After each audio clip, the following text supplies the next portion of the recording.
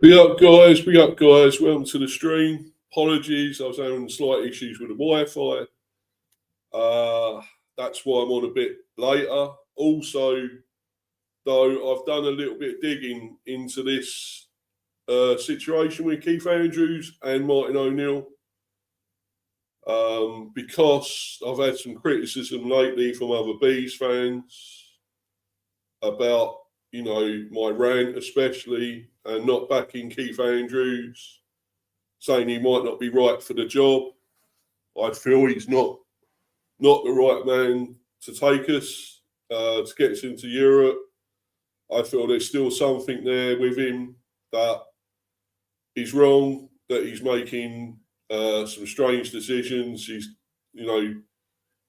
putting players in wrong positions, like Icky for a start, a left back when he's not a left back. And other things I don't agree with, the lineups, and why does Damsgaard not play more often? One of our, biggest, best talents at the team, playmakers in the team, passers, distributors of the ball. He's class. The guy's class. Why is he not playing more often? He's a Danish international, yet he don't play. He's on the bench a lot. I've got so many things that I've so many more questions and answers about this Keith Andrews than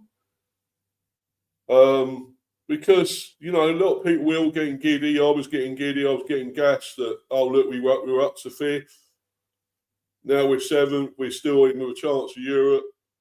All this business, but you still can't. How can you get around the results on the pitch? Yes, at times I think actually we've been better away, and this is so strange because we were good at home most of last year. Couldn't win away. Got 2 wins away from home. We're actually better away from home this year. And how does that work? We're actually getting more points away from home than we are at home now. So what the hell has happened?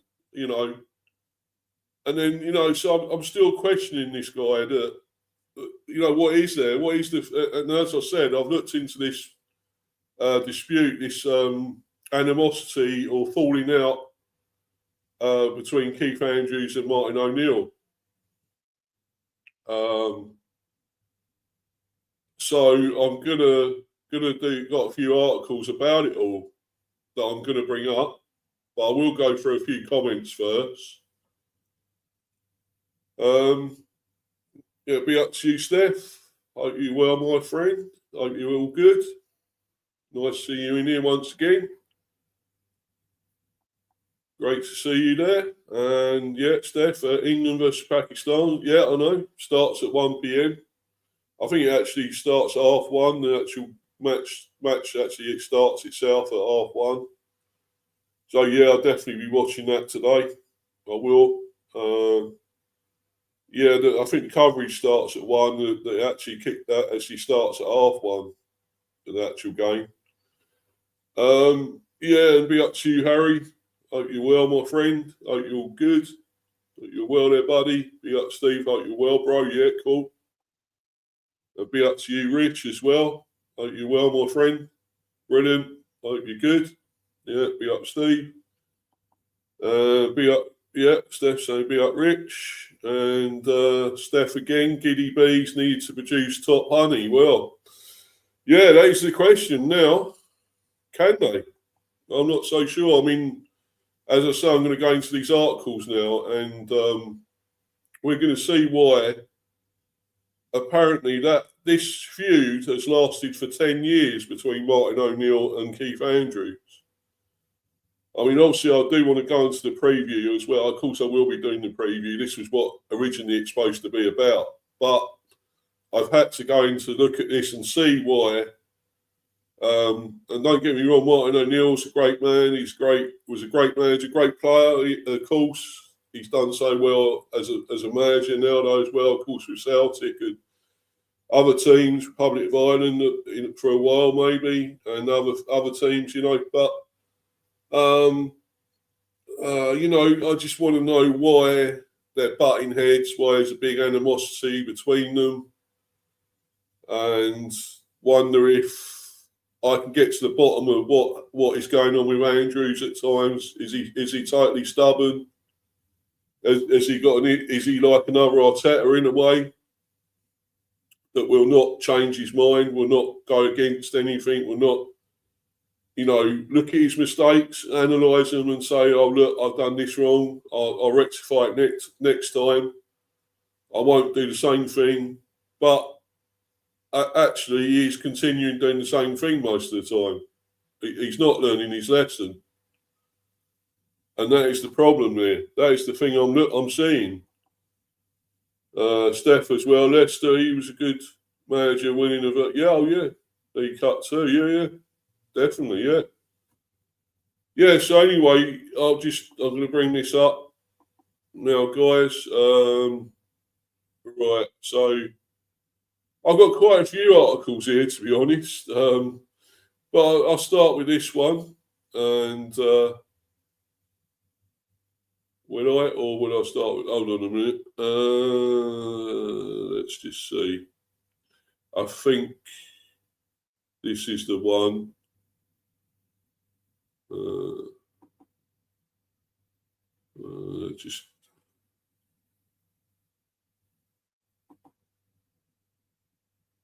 Let's try. Hold on a minute. Let's try this one. This is from the Irish Times. I'll just bring this up. Yeah, this is from the Irish Times. And Martin O'Neill, Keith Andrews is not my favourite person because he is very critical of me. Former Ireland manager says that man management, more than tactical tweaking remains the essential ingredient defining the best coaches. Over the past few weeks, Martin O'Neill's memories of a Friday afternoon in June 2019 have risen up with fresh clarity. This month, Nuno Espirito Santo was sacked as the manager of Nottingham Forest by the club's owner, Evangelos Marinakis, in a scenario that echoed O'Neill's fate 6 years previously. O'Neill had meant so much to Forest fans after his key role as a player in the club's greatest period in their history, winning the league and then successive European Cups under Brian Clough in 1979 and 1980. But the 73-year-old is too intelligent to overplay the comparison to Nuno. O'Neill's final managerial post at Forest lasted 19 games, while Nuno achieved huge progress in his 21 months in charge. Forest were serious contenders for Champions League qualification until the final weeks of last season. Nuno was still cut loose by Marinakis with the same ruthless edge the Greek owner showed in dismissing O'Neill when he was preparing Forest for a new season in the Championship. We won the last 3 games I was in charge, O'Neill says. I'd come into the job in January after I met Marinakis in London. We agreed that we'd work over a 17-month period, and he said, don't worry about chasing an unlikely promotion now. Next season, we will really make the charge. I thought it was obvious, absolutely fine, and I didn't want any longer, because if I hadn't got them promoted, that would be it. Having finished his truncated first campaign with 3 consecutive wins, did O'Neill feel his job was endangered? Absolutely not. I'd spent a few days with Marinakis in Athens some weeks earlier, and he seemed in good spirits. Perhaps in the 1 week I did of pre-season, I could detect a little change from the director of football, Kyriakos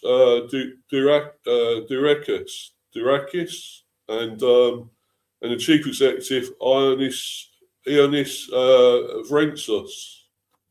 But I did not think that after my first week of pre-season, the new manager, Sabri Lamouchi, would be announced 24 minutes after I had been dismissed.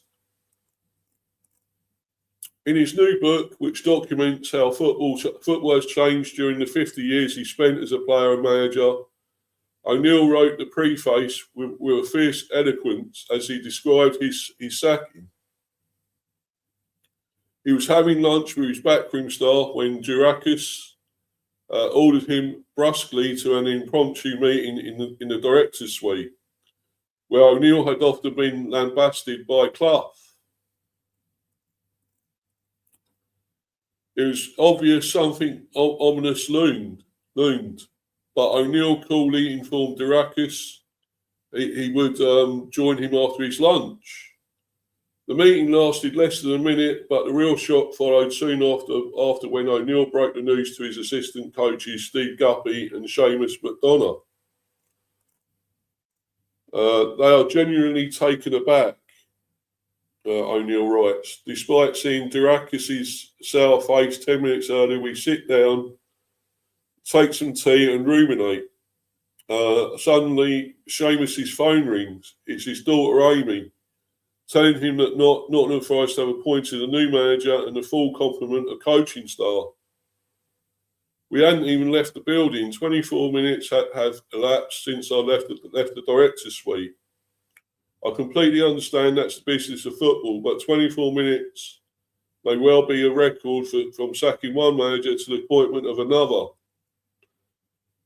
O'Neill smiles when I remind him of his dig in the book where he pointed that earlier in his career, Durakis had apparently been a swimming instructor.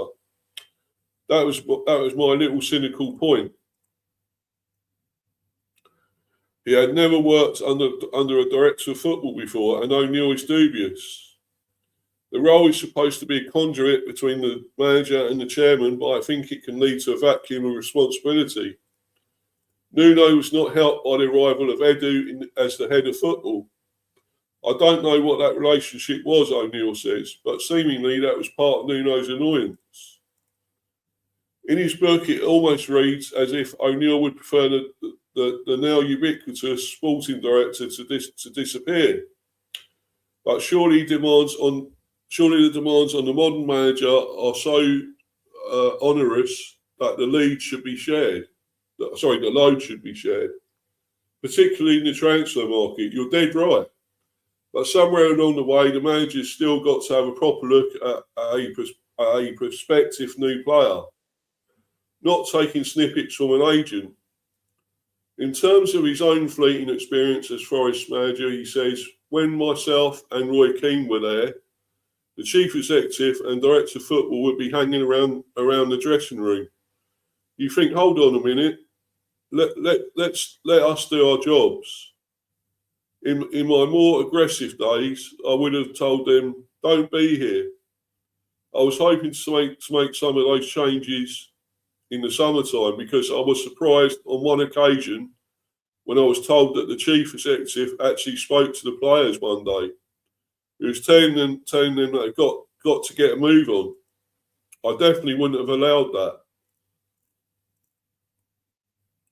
O'Neill admits in fairness, without Marinakis' money, Forest would still probably be in the Championship. They have a very fine side, and he has been able to bring in good players. Was he surprised by Marinakis' appointment of Ange Postecoglou as Nuno's successor? I think they know each other, and both being Greek helps, so probably not. O'Neill and Postecoglou were highly successful managers at Celtic. But will the Australian adapt his risky attacking strategy to fit Nuno's counter-attacking squad? I think there will be a change of style, but managers, and I include myself in this, have got to learn. If something you tried before is not really happening, you'd be foolish not to make some changes. How would Clough have dealt with the intolerance of club executives? He wouldn't have stood for it, O'Neill says. Life has changed, and Brian Clough would have had to make some adjustments. But he definitely wouldn't have allowed Marinakis to walk all over him. Definitely not. O'Neill argues that man management, more than tactical tweaking, remains the essential ingredient defining the best coaches.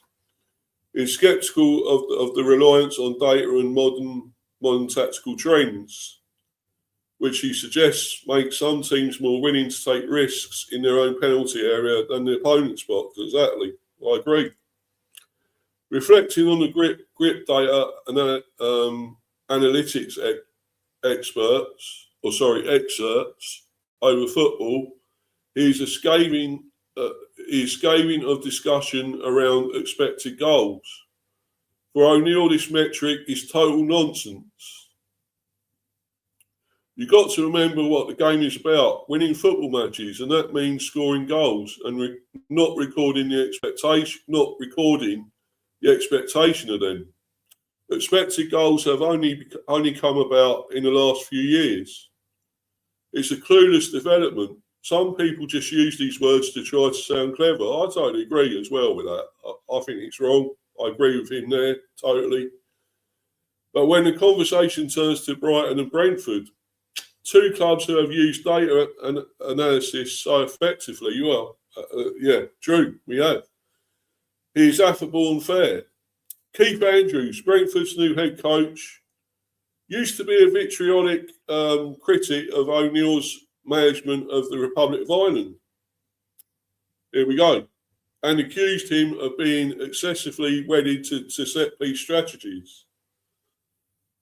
O'Neill points out wryly that Andrews' unexpected appointment at Brentford stemmed from his work as the club's set-piece coach. Keith is not my favourite person because he was very critical of me in Ireland. The irony is that Brentford are using the long throw, which is not all that inventive because it's been around for years. True. But take my irritants aside, he's a young fellow coming into management, and it's a great challenge because he's taking over from a person whose character pervaded the football club. Thomas Frank was excellent, and so it's a strange and interesting dilemma for Andrews. Do you want to change things straight away? Do you want to show your personality immediately? Or do you take your time? Because the players do know you. But knowing you as a set-piece coach and then knowing you as a manager is a wee bit different. Exactly. If you overcome those things, then you should be on the right path. And now in O'Neill's engaging company spans contrasting eras, and he captures the enduring drama and compelling characters that mean football can never be fully sanitised. It is also timely to remember he was often mentioned as a potential replacement for Sir Alex Ferguson at Manchester United, and was in contention to become England manager when he lost out to Steve McLaren in 2006. But I won't go into any more of that, to be honest. If you want to read more of that, it's quite interesting, obviously, what he's had to say there. You know, Martin O'Neill is very forthright. He is an intelligent guy, no doubt. And he's got, a lot of things to say, a lot of very good things. Although some you may disagree with, but I think he's spot on with most of that, definitely a lot of that. And the main thread of that is obviously is to do with Brentford. And,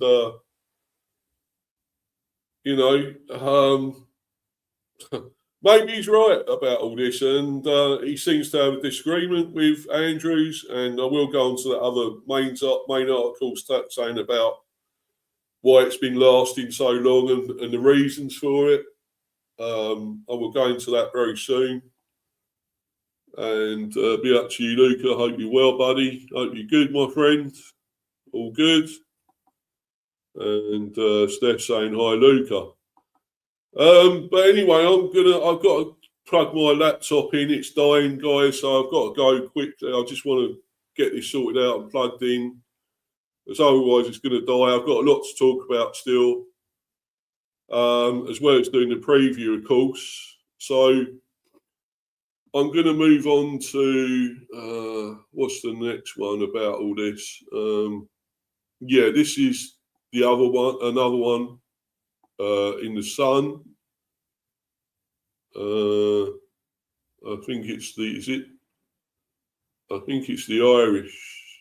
So, or is it the Scottish? Sorry, this is the Scottish Sun. Poison pen inside ex-Celtic manager Martin O'Neill's 10-year feud with Premier League boss that he labelled "not my favourite person." It's a bit of dispute which shows no signs of going away. No. But anyway, I'm going to, as I say, plug this in because otherwise it's going to fucking die, and I won't be able to say all the things, go through all the things I wanted to, I want to do. So I'm just going to do that, guys. Just bear with me a minute or two. Okay, be back very soon.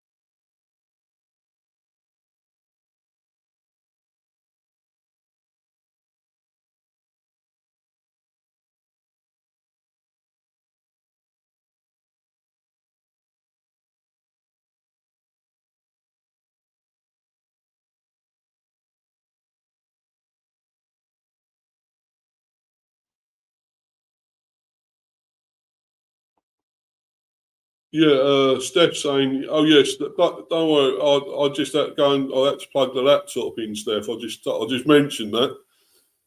I don't know where you were, but anyway, I just said that I had to go and sort of plug this in because it was just going to die basically.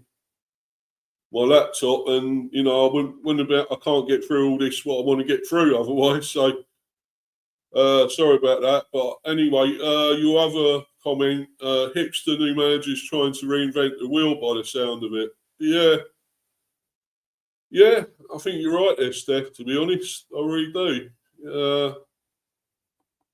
But anyway, let's go through this one. Yeah, the 10-year feud.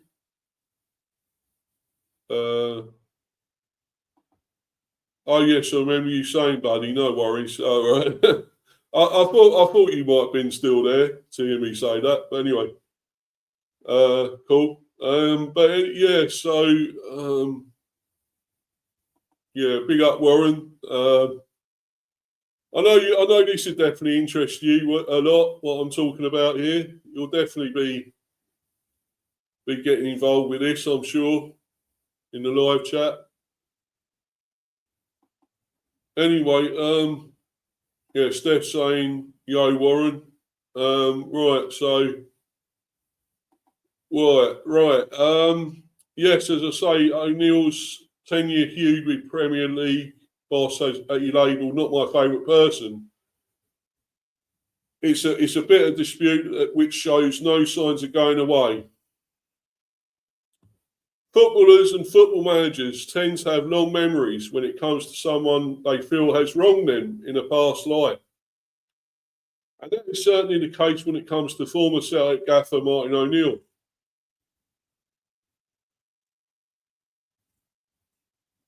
The ex-Hoops boss is revelling in an Indian summer as a major footy pundit these days. Well, of course, he's manager now of Celtic still. When was this? This was last year, 30th of September, obviously. Well before O'Neill became manager of Celtic again, obviously. And he's got one current English Premier League boss in his crosshairs. Even if he's off to a fairly promising start into his managerial career.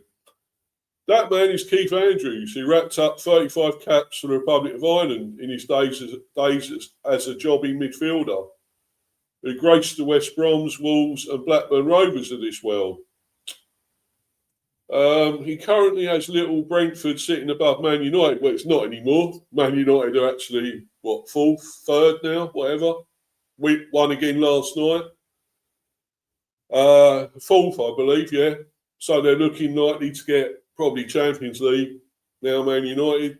They, of course, won 1-0 last night. So, against Everton. So yeah. Newcastle, Aston Villa, Nottingham Forest in the Premier League. Well, yeah, we're still above Newcastle, actually. Funnily enough, we are above Newcastle. We're not above Aston Villa, but we are above Forest. So, in the Premier League, so bravely defying the pundits' predictions of gloom after the departure of Thomas Frank to Spurs. But as O'Neill freely admits, he's not the former Celtic boss's favourite person. And that's a legacy of his days being a fairly pointed critic of O'Neill and Roy Keane's Republic of Ireland team for 5 years between 2013 and 2018. What makes it worse for O'Neill is the fact that Andrews ascended to the role after a previous calling as Frank's set-piece coach, which he reckons contradicts a criticism of O'Neill's Ireland for being too wedded to certain set-piece tactics for their goals. O'Neill told The Guardian, "Keith is not my favourite person because he is very critical of me in Ireland. The irony is that Brentford are using the long throw, which is not all that inventive because it's been around for years. But take my irritants aside, he's a young. I think I already mentioned this in the other one, but anyway, I'll go through it again. He's a young fellow coming into management, and it's a great challenge because he's taken over from a person whose character pervaded the football club. Thomas Frank was excellent, and so it's strange. Yeah, I have said all this, but I will go through it again. And so it's a strange and interesting dilemma for Andrews. Do you want to change things straight away? Do you want to show your personality immediately? Or do you take your time? Because the players do know you. But knowing you as a set-piece coach and then knowing you as a manager is a wee bit different. If you overcome those things, then you should be on the right path. Then on RTE's Late Show last night, he added the criticism at the time Keith had not, with respect, played at the top level in the game. That's fine, and he's still entitled to his opinion. But he was saying that we relied on set pieces, then said, when you put a couple of forwards on, that's not the right way to do it. This was a man who hadn't really done it. Exactly. Then he got his opportunity alongside Stephen Kenny. He was assistant. And it didn't work out. Even though he kept saying that the team was being prepared by elitists, that they had elite preparation, and then they go and lose to Luxembourg. If you are talking the talk, then you have to walk the walk. Exactly. That was the whole point. The whole thing about set pieces now, Brentford throw it longer than Roy Delap, but it doesn't matter. He's starting now into a difficult business. He's not short of self-confidence. If he had the tenth of the ability that his confidence suggested, he'd be alongside Guardiola. Prior to Andrews' appointment, O'Neill even said he wanted Andrews to get the Brentford job. So he could find out what management is all about. He told TalkSport, the irony is when I was manager of the Republic of Ireland, he was a particularly vitriolic critic of mine at the time. He was really dead against me trying to use set pieces to try to win games. The irony is he becomes the set piece coach. Really, I say good luck to him. Brentford had decided if it is the case that he should get it. I hope he does get it, because then he will realise what management is all about. For his part, Roy Keane, O'Neill's number 2, said this of Andrews: I've heard a lot of bullshitters over the last 10 years, and Keith Andrews is up there with the best of them. Yeah. For his part, Andrews says his conscience is clean, and upsetting is all part of the bargain when it comes to speaking your mind as a pundit. He said, my conscience would be very clean in terms of where that came from, Andrews said. Ireland was the only thing I supported as a kid growing up. I've already touched on it. Very patriotic, very passionate, very proud to be sat here as an Irish Premier League manager. So it came from, again, going back to the way I work. I studied the team, gave my opinion, and invariably you can't please people all of the time. Which is also correct, I suppose you could say. It's also right. And occasionally you do upset people, yeah, for sure. Another one of Andrew's critiques came when chiding, I think that's how you say it, O'Neill for going on about Ireland's lack of a top-class striker following the retirement of Robbie Keane. He said, you have to stop moaning about what you have and try to create a team spirit. Because the more that they keep hearing that, what's it going to do for their confidence? You saw them at the end, they were on the floor. Their morale is rock bottom. It's been one of the worst years in recent memories for Irish football. So there you go. That's really what it's all about. And, it's still going on. I've got one or two other articles. Might just go through this one as well. because I'm starting to see what it is with this Andrews as well. And I'm not saying that O'Neill is, doesn't play a part in it, because, it does take two to tango, of course. But he's totally right with the things he's saying with Keith Andrews. If he was telling him one thing and now he's doing totally another thing, there's something wrong there. It shows that he's got sort of this stubbornness, a stubborn streak, Andrews, that he wants to stick to what he's doing and doesn't want to change things. And for me, that's a big no-no. It really is a big no-no. And I don't like that. I want to see a bit of change there. We had it mainly at times with Frank. He was able to mix things up a bit more. Okay, we see it didn't work out with him at Spurs. We see that. But what he did with Brentford was brilliant. And you can see the players actually listening to him, hanging on his every word in the dressing room, and believed in what he was saying and what he was doing with Thomas Frank.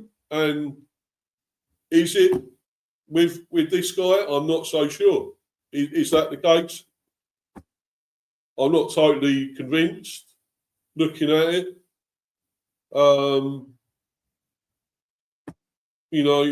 I just don't know what to say, what to make of all this. But anyway, I'll read this and one other, and then I'll go on to obviously the preview.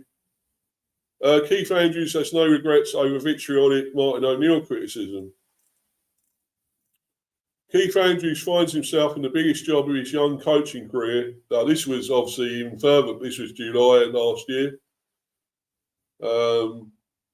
So Keith Andrews finds himself in the biggest job of his young coaching career after landing the top job with Brentford in the Premier League. Andrews immediately emerged as a contender for the role in the wake of the departure of Thomas Frank, who left the beast for Tottenham Hotspur, where we all know what happened there, obviously. It didn't work out. He worked under Frank with the London club after joining as a set-piece coach last summer, and played his part as the club finished in the top half of the Premier League table, despite a tricky start to the season. His appointment from left field drew a widespread reaction, including from Martin O'Neill, who alluded to what he deemed to be vitriolic criticism from Andrews when he was in charge of Ireland. The irony is, when I was manager of Republic of Ireland, he was a particularly vitriolic critic of mine at that time. So I'm almost going over the same thing again. But O'Neill said on TalkSport he was really dead against me trying to use set pieces to try to win games. So I'm saying all this yet again. But the irony is he becomes the set piece coach. Really, I say good luck to him. Brentford have decided if it is the case that he should get it. I hope he does get it, because then he will realise what management is all about. So I've obviously gone through all this, really.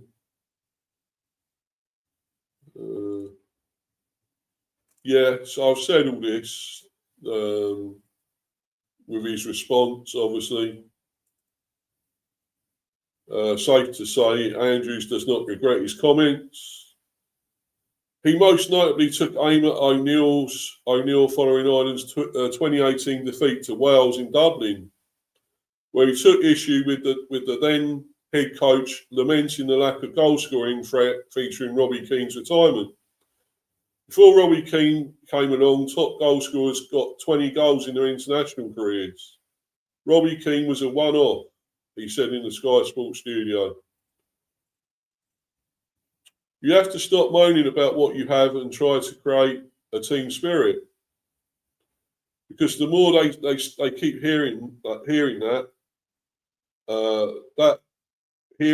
what's it going to do for their confidence? You saw them at the end; they were on the floor. Their morale is rock bottom. It's been one of the worst years in recent memory for Irish football, which of course I've already said as well.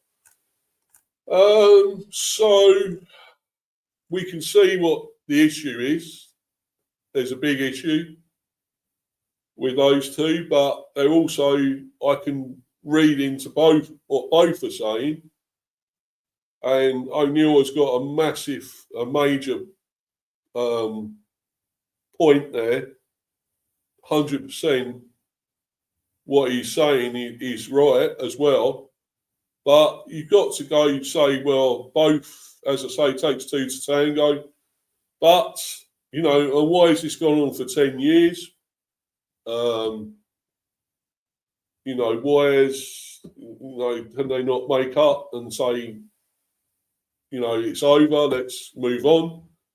But then again, what I'm reading into this, it says to me Keith Andrews has got a stubborn streak to him now that makes me think he is another, could be another Arteta. Doesn't want to listen to anyone else. Wants to do his own thing, and that's it. It's his way or the highway. And of course you say that being as a manager, that should be the way because you're the manager, and you know other people can have an idea, a suggestion, and say what they want to do. But ultimately, it's the manager's call at the end of the day. It's what he says goes. But I still feel this at the moment, to me, is something wrong with it. And why we keep going backwards when we come so far forwards, we look like, you know, we're definitely going to get there. And then we're going backwards once again. It's to do with him as well. He's dragging us backwards. Have our players got faith in him? Do they trust in him? Do they trust in his ability as a manager and what he says, what his ideas are? Because as was mentioned before, being a set-piece coach and a manager are two drastically different things. You may know someone, these players will know him, will know what he was doing as a set-piece coach, but when it comes to management, do they believe in what he's doing as a manager? That's what I'm seriously thinking now. Look, everyone will say, other Bees fans have said to me, you're talking rubbish, you're talking bollocks, you're talking out your arse. Why are you ranting about this guy? Why are you not backing him, showing faith? Because what's happening, he's pretty good. You know, he's seventh in the table. Yeah, so we're seventh. But actually, when you look at it, we're 2 points ahead of, I think, Bournemouth in eighth. Only 2 points. 2 points ahead. And I think is it 5 behind Liverpool? Which, obviously, they're in the, I think, Europa League position at the moment, and of course now you've got fifth upwards is the Champions League. And we're in a Conference League position, which is fine for me. But I'm not totally convinced we're going to get it. I'm not totally convinced by it. And they're even saying, well, maybe it might go down to 8th. That's what could happen again. We could get 8th position, but are we even guaranteed 8th? The way things are, because we could all very well go to Burnley at Turf Moor and probably, yeah, we could trounce them, we could win, we could beat Burnley. But that's Burnley. Without doubt, we had beaten them before, but then again, we almost struggled against them before at GTEC. We took the lead, I think it was near the end, and they actually equalised straight away. So what's wrong there again? What is wrong? Why do we? No, I'll go through this again, and Warren knows what I'm talking about. We don't hang on to leads. So cue another joke from Warren about not looking after dogs, and we cannot hang on to a lead. But then again, that happened under Frank as well. So I can't totally blame Andrews because that kept happening way before Keith Andrews became manager. But yeah, I'm going to go on to this other, talk about this a little bit more, because I obviously want to do the preview as well, of course. Right. So, because there's a bit more sort of debate in this one on this website, Reddit, obviously. If he had the 10th of the ability that his confidence, this is obviously 5 months ago, apparently, as well. So this is, a little bit behind, but not like last year or anything. Well, no, to what I'm talking about, it was last year. It was 5 months ago. Sorry, guys. I'm forgetting it. That was last year. Sorry. 5 months ago was last year. What am I talking about? But anyway, if he had a 10th of the ability that his confidence suggested, he'd be alongside Guardiola. Martin O'Neill continues criticism of Keith Andrews. So going through these comments here. And this guy saying, I'll take it it's a guy, it could be anyone, coming across very bitter is Martin now. You could say that, but you could also say he's got a great point as well. He's making his feelings known. Yeah, you could say it's bitter, but it's a continuing feud, why it's carrying on. But as was mentioned before, some managers have long memories of what's gone on and probably can't let it go. So, Katie McCabe saying, what's new?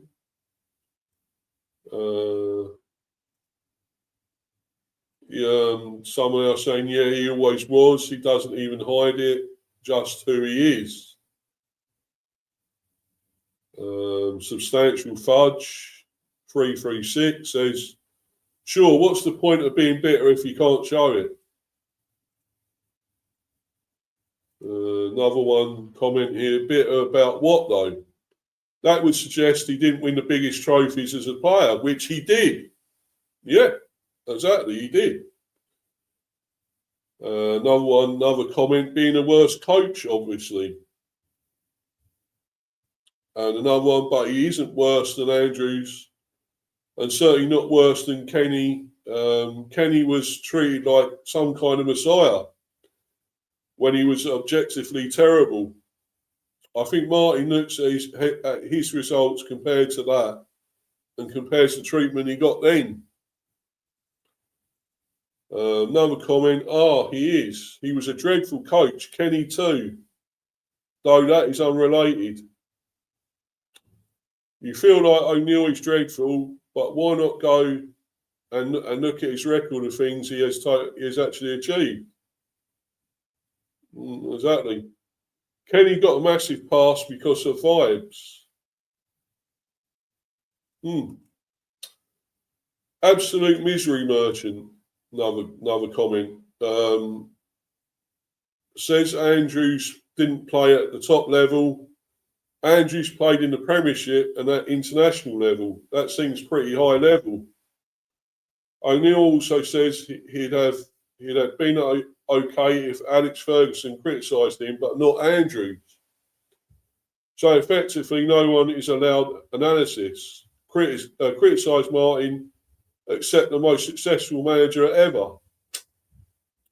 O'Neill gets paid fortunes to manage soccer teams, yet feels no one is allowed analysis, criticise him, analyse or criticise him. He consistently comes across as arrogant and delusional. Horrible personality. Not totally sure, but with that, but they're allowed opinions about this. Ex-pros sometimes feel they can say someone didn't play at the top level about everyone who didn't play had the exact same success they did. I'm no fan of Robbie Savage. But John Terry saying he played at a bad level was pretty funny, given he was a Premiership and international player. Yeah. Thought that was Lampard who said that during one of his failed manager stints. That could very well have been both of them. No, Martin doesn't like people forgetting the levels he played at, not just in the top league, but winning it and winning the European Cup too. Also completely hypocritical. What the fuck has O'Neill done in management to justify his criticism of anyone else by his own logic? Because he was no Ferguson. He's a miserable fucker. But he's been a pretty successful manager. Had Celtic playing well on the European stage in the early 2000s.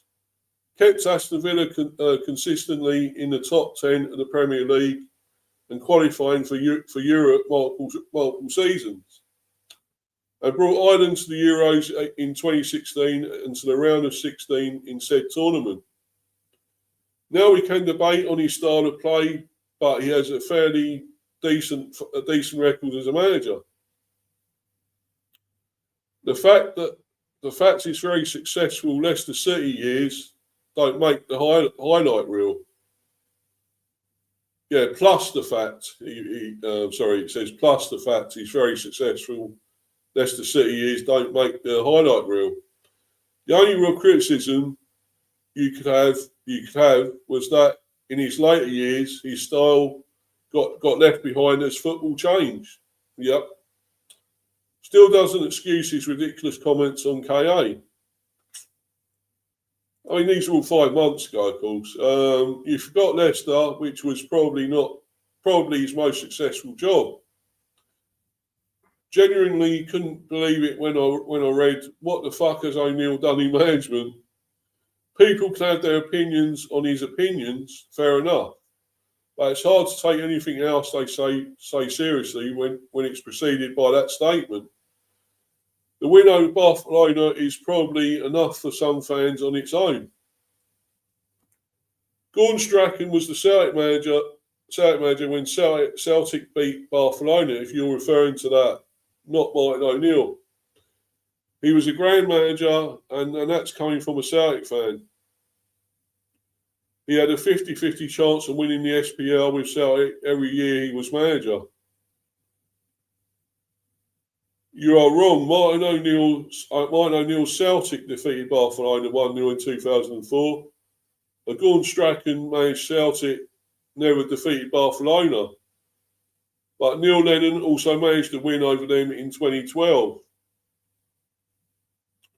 To say he had a 50-50 chance of winning the title in 2000-2001 season when he took over is also wildly incorrect.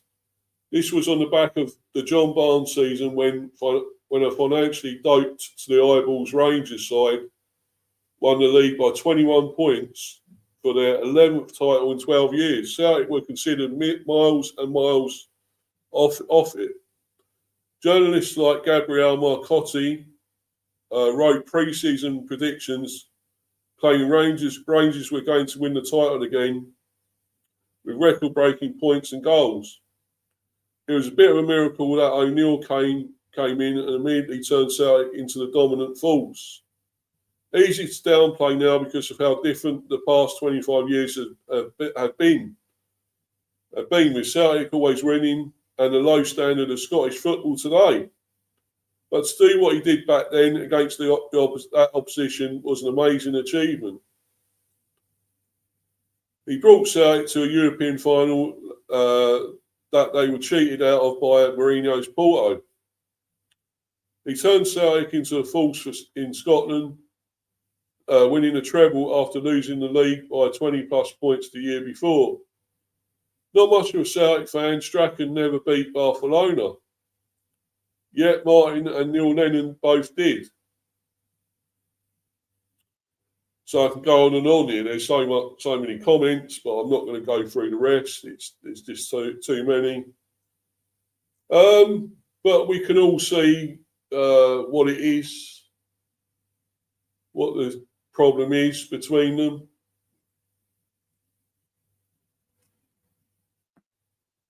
Hold on 1 minute, guys. Just got to quickly do something.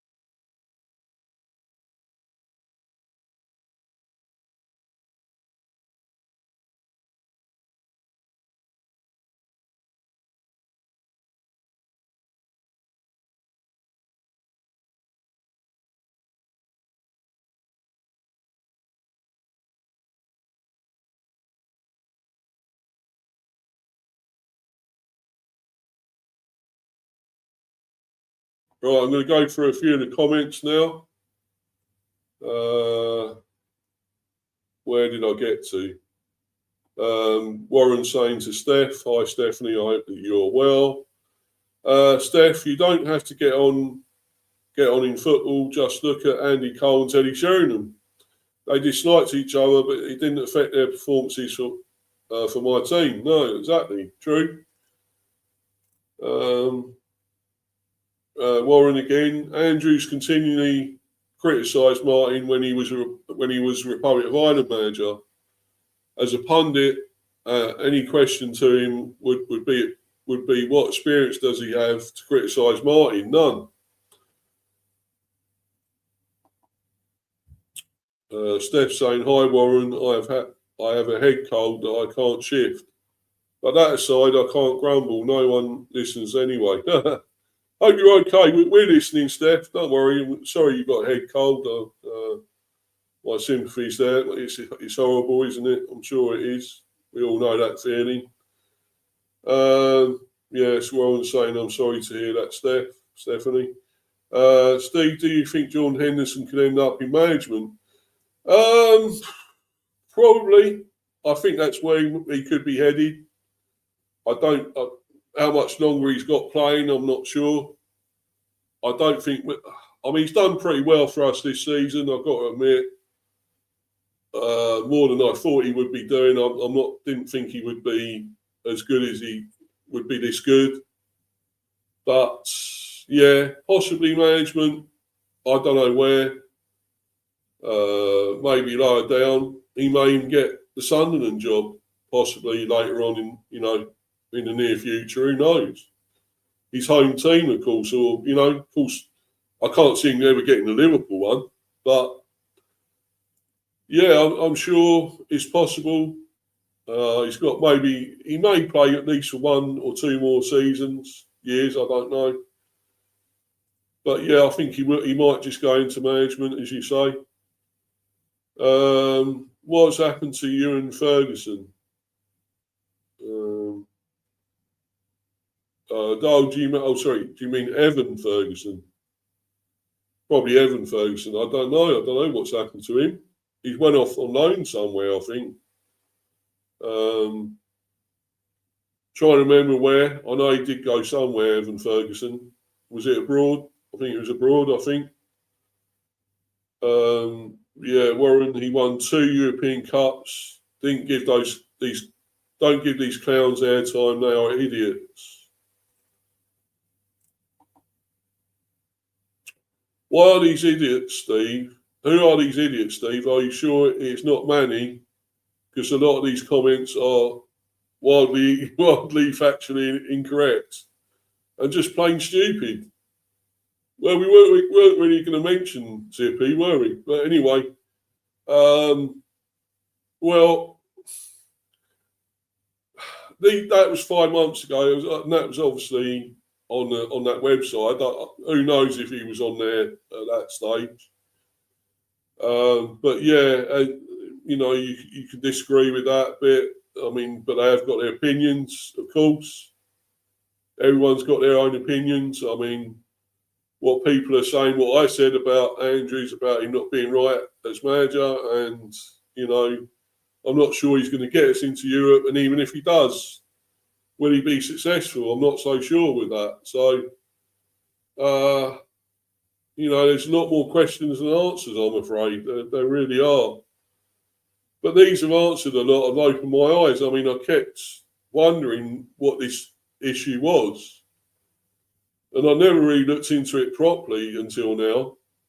Because I wanted more background to, you know, behind this Andrews, and seeing, is he really ideal? Is he really the one that we wanted?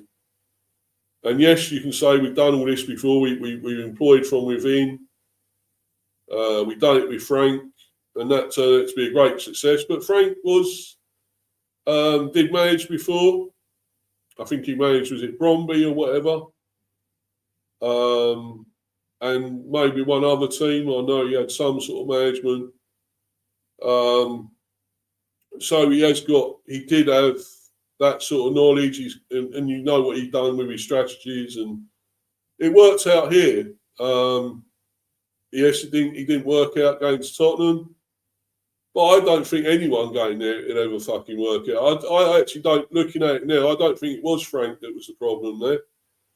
I still think it's that club. It's those players. They haven't got the best players they've got are probably injured, and you know, they've got nothing there. The back, and they think, well, Van der Ven is too good for them anyway as well. He's been speaking out again recently, of course, and Romero's an absolute idiot, wanker, nut job, psycho player, and don't deserve to be there anyway. He shouldn't be there. And he was captain as well, of course. So why did he make him captain? Well, who knows? Yes, all that business with wearing the Arsenal things, the what was it, holding the cup, Arsenal Cup. And yes, I know a lot of that was memes about, you know, Thomas Frank wearing Arsenal stuff, but he was also talking about Arsenal a lot, which is a big no-no when you're manager of neighbours and rivals, bitter rivals, North London rivals and neighbours. So you don't do that, really. So, yes, he done a few things, a few stupid mistakes. But I still don't think he was a bad manager. I still don't think he is a bad manager, Thomas Frank. You see what he done with us, and he didn't have all the totally top class players. I mean, I still think when he went to Spurs, not all them are top class. I mean, you know, Maddison probably you could say is. You could, but he's injured most of the time. Kulusevski maybe. Who else is injured that is really good for them? Benson Kerr, maybe as well. There are some other decent ones. I mean, obviously, I rate Spence and Van der Ven's qualities. We all know brilliant, and he doesn't want to be there. I don't think, and you can't blame him. He deserves a better team than that. But they have got some of them are really top players and some aren't. And he had seemed to, and I hate to say it, he always say go to a worse team than we were at the end of the day. Because, you know, we actually had some top players and he managed them well. He made the likes of Bramo, the likes of Visser and so forth, that he got something out of it. He got a tune out of them. A lot of these sort of players that are on the cusp, on the edge of being totally, you know, very good quality players. But looking at saying that, I don't think Visser was in a way. Although he got all them goals. I mean, look who it was that mainly set him up. It was Bramo. Bramo made a lot of those goals for him. And yes, they had a fantastic partnership. It was a great striking partnership, getting over 20 odd goals or so between them. You know, it was amazing. It was quality. It was incredible for us. But when you see now Visser at Newcastle, yeah, he hasn't been totally fit. I get that. He had injury issues and he still has. But he looks like a fish out of water at that club. He really does. And I'm glad he's gone though, because I couldn't stand what he'd done to us, and he was an absolute prick, an absolute wanker. And I'm glad to see the back of him, to be quite honest with you. But it just shows if you ain't got a proper top quality, unselfish player that will set you up for goals, you ain't going to do nothing. And that's him all over it. I don't think he's got the all-around game, passing game or anything. It shows him up for being not the greatest player, in the world, at least at that club, at Newcastle. And I'm actually glad he went. We do better without him, without Visser. So I didn't like Bramo going, but I always hated that, and I still do. But at least he done things respectfully. He done things the right way. And you can say about, well, why did he go to Man United? Well, now you can probably see what he did, because they're actually fourth in the table. Although at one stage they were pretty poor, weren't they? And they had a terrible start to the season, right down there, near relegation and everything. But they turned around, and a lot of that's down to probably Carrick as well, being the manager. When they got rid of Amorim, who wouldn't change much, they got Carrick in, and now they're blossoming, they're flourishing, and they're getting, they're fourth. So. And good luck to him, Bramo. I mean, they may actually win something with him. You never know. And that was probably never going to happen here. But anyway, I mean, it was a shame, because I thought Bramo was amazing for us. Probably one of our best players we've had for the last 4 or 5 years, I would say. You could argue Tony as well. We had him, and he was great for at least maybe 3, 4 years, maybe. He was superb for us. Despite all the things he'd done, and I don't like him either, obviously. But, and Watkins, you could say, was great for us. And even to some extent, Mopai at one stage. So, but, I go back to all those other years when we were further down, lower down the league. We had some really good players then as well, we all know. So, but yeah, getting back to this, I can see why now, though, there are question marks over this man, over Andrews, and I've got them question marks myself. I'm not saying, and I know they're going to, other Bees fans are going against me for not backing him, not being totally with him. But, and I will still say that, I will stick with that. I'm not going to back down with that. But I will say, and I will keep saying, I'm still always going to back the Bees. They're my team. I'll always be behind Brentford. No matter what happens, how shit or good we'll be, I'll still be behind us.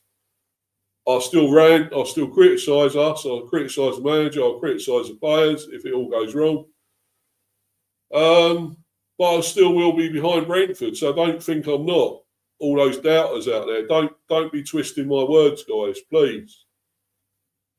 Because I'm still a Brentford supporter and always will be. No matter what happens, but I actually want better for this club, which is why I'm ranting, which is why I'm criticising. Because I know we can be better than this. I know we are a lot better than this. What we're trying to achieve, we've been here 5 seasons. Why are we not gone past what we always... Yeah, we initially came up looking to stay in the Premier. Looking to, consolidate and be in the Premier. That's what we originally did. That was our original plans. And we achieved that. And then for second season as well, we sort of improved and got back, went up the table more, and probably had more. Also had that chance of Europe then as well. We were starting to look like, we could break into that top 9, 8, 7, and maybe get Europe. And but then we went backwards again. Then we had that trouble. We was down like 15th or something, 16th. In the third season, I think it was. We were in trouble. It wasn't looking good. And then I criticised Frank at that stage. I did criticise Frank and rant about him and whatever. Then the fourth season, we came back up again. We surged back and got. I think it was 10th, was it? 9th or 10th. I know. I think 9th was our highest, obviously. I think that was the second season we got 9th, or the second season I think we got 9th. And then the full season 10th, I believe, or 12th. It was one of those. And so, you know, we were sort of like, we were getting there. We were getting some success. It was, you know, we were looking likely to maybe break into getting Europe, but it didn't happen. And that was under Frank as well. So, you know, but this guy, you know, he is a rookie, and I will accept that. I'm still not sure we've done the right thing. Everyone says, well, you know, Brentford seem to get everything right. You know, recruiting from within. I still think at the time we could have gone and got a proper manager. Why did we not do that? Why did we just settle for doing this? I mean, we could have got a real top manager in, and maybe, you know, maybe we could be aiming for it higher than what we are. I know that's a big dream and a big fantasy for little Brentford, but it could be achievable if we had a real proper manager. Because some of what this guy's done, his decision making and other things, the lineups and what things he's done is still too negative as well at times. It's cost us. You know, it's cost us getting that extra step further. And I will still criticise this man, you know, because until he proves me wrong, if he proves me wrong, he starts making the right decisions. He stops doing these stubborn things of playing Hickey on the left and so forth. Till he starts changing and getting things right, I will be against him. I won't back him. But if he does do things right in the end, gets things right, then maybe I'll change my mind. But until then, I'm not totally behind him. I'm not behind him until he really does sort things out and get things right. And what O'Neill's saying was totally correct as well. Most of what he was saying there, 100%. And you know, I'm beginning to see now. My eyes were shut to it a bit at one stage, but now they've opened to what this is, you know, what has happened here and the situation with this guy. I want to think different. I want to be different and feel differently about this, but at the moment I can't be because, you know, as I said before, our situation, we're still just 2 points ahead of Bournemouth in that 7th place position. You know, for the conference, Europa Conference. And, you know, if we're serious about it, we should have been well ahead and should be, you know, really cementing this place in Europe. But we're not going to do it under this bloke. We're not. It's not going to happen. And once these other Bees fans see that, well, I'm sorry, you can't come back to me and apologise because I ain't going to listen. You can all fuck off because you're thinking you're going to accept it all, just what's happening. And this is not good enough. It's not good enough for us. We've been here 5 seasons. What else are we trying to achieve now? Apart from staying up. We're well and truly staying up. We're not battling. We're not fighting against relegation. So let's go to that next fucking level. That's what I want. And I can't see it happening. But I'm going to bring a fan of Celtic, of course, an expert on Celtic as well, knows a lot about Martin O'Neill. Of course, his manager there again at the time being. He's not really a major fan of Arsenal at the moment. and we all know why, and I can understand that. But we will bring him on and hear his opinions about all this, which I know a bit. But big up to you, Warren. Hope you're well, buddy. Hi, mate. How are you? Yeah, fine, mate. So you've been listening to all this, and I'm sure you've got big opinions about it all. Well, yeah, I have. I just want to know where these comments were that you were reading out, because yeah, this is on Reddit. Those people, I'm not being funny, Steve. I don't know who they are, where they're from, or anything. But to me, they sound like complete idiots. They ain't got a clue what they're talking about. Like going on about facts, quoting stuff that's factually incorrect. And it's quite disturbing, really. I mean, if it's Reddit, okay. Yeah, well, Reddit, I know that there's a lot of these football clubs now. They use bots to promote the club narrative. I.e., in Brentford's case, this would mean supporting the manager and not accepting or putting up with any negative comments about him. Yeah. Well, I don't think they are negative. I think it's very positive stuff that you're coming out with, because you want your team to be the best it possibly can be. And I'm sorry, mate, this guy is not it. He's not the one. He's he's got a squad of players there, and he should be challenging, not just for Europa League. I personally think they should be challenging for the Champions League. Yeah. Do you know what I mean? Well. That comment what I was going to say was he's got a squad of players that should be enabling a push for the Champions League. But he's not doing it. They're struggling to stay in the top 8. Really, in reality, with those players he's got, they should be in 5th or 6th. Yeah. Do you know what I mean? And with a couple of additions, you could be in those Champions League spots. Yeah, I know that it wasn't an easy situation that he came into at the beginning of the season, with losing 2 or 3 key players. Yeah.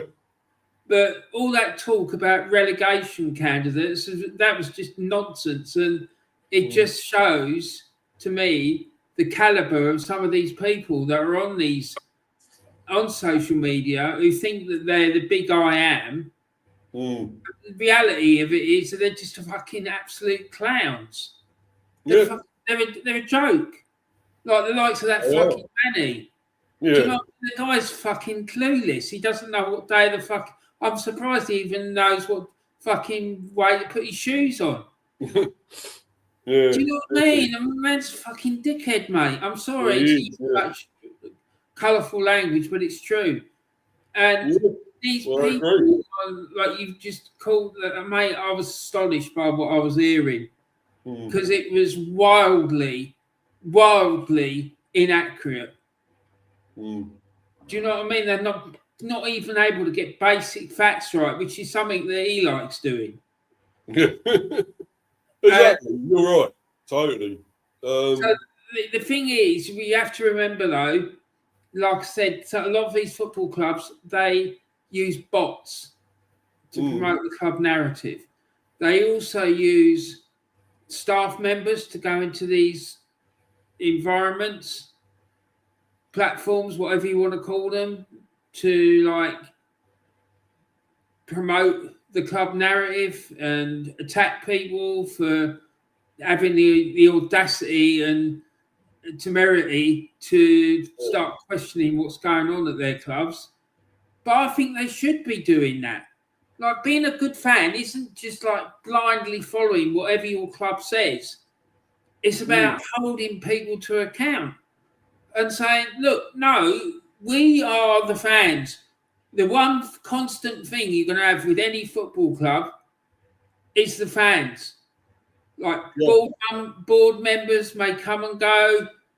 Managers will come and go, players will come and go, staff members like working in club shops and whatnot, they may come and go. The one thing that's not going to change from generation to generation is the supporters. Yeah. Unless they're like me and they get pissed off and walk away from it. Yeah. Do you know what I mean? You can understand, yeah. Do you know, Arsenal, it really annoys me when I see these people talking absolute nonsense. And that's what it is, Steve. It is complete and utter nonsense. So I wouldn't pay them any attention. Don't show their comments on your channel because you're giving them oxygen. So fuck them. Just ignore them. Like, the more people that ignore these clowns, the less oxygen they're going to get, and they'll just fucking go and die. Yeah. Do you know what I mean? But on to these two, right? Let's compare them. Martin O'Neill's won two European Cups as a player. He's won multiple trophies at Celtic as a manager. He got to the final of a European. He got to a European final, UEFA Cup final, against Jose Mourinho's Porto, and got cheated out of it by some extremely dubious refereeing decisions. Yeah. Right. And if anyone thinks, he's just a bitter Celtic fan, no. Go and watch it. It's on YouTube. Watch the highlights. Because it was ridiculous. Yeah. He was able to take that Celtic team and beat some of the top sides in Europe on the road to that final. Beat Liverpool. They beat Blackburn, just to name a couple of English sides on the road to that final. So I'm sorry, mate. No, this guy, and then he's won international caps.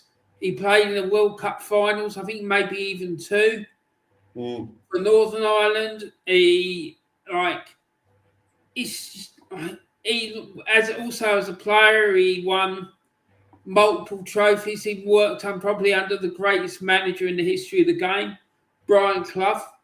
Yeah. I can see a lot of him in Brian. I can see a lot of Brian Clough in him, the way he goes about his business. Yeah. And his record this season at Celtic has just been off the scale. Yeah. He's lost one game since he came back. Stuttgart, I think, wasn't it? 4-1 they lost. Two. He's lost 2 games since. Yeah. Well, 1, 2, 3 actually. No, 2 games he's lost since he came back. Lost to Stuttgart. That was a bad result. Stuttgart, wasn't it? That 4-1 was terrible. Yeah, well, I'm not surprised after everything that happened before the game. But that's a different issue, and that's what a real fan base does. It will kick off. Yes, it might be counterproductive, but it's not going to just accept mediocrity or nonsense when it sees it. And there's a big issue there with the board. Yeah. Right. I could be talking about that for fucking days, mate. So we'll give that a miss. But as a player, he won multiple trophies, right? 2 European Cups, league cups. I think the only trophy he didn't win under Clough was the FA Cup. He won league titles when Liverpool were by far and away the most successful team in Europe. And his record is astonishing. It's there to be stood against. Other top class manager. What's this guy done? It's a set piece coach. Yeah. And a top 8 team in the English Premiership. Well, what the fuck is he talking about? He was an assistant to Stephen Kenny, probably Ireland's worst ever manager. Yeah. Do you know what I mean? I'm sorry, but this guy's a fucking joke.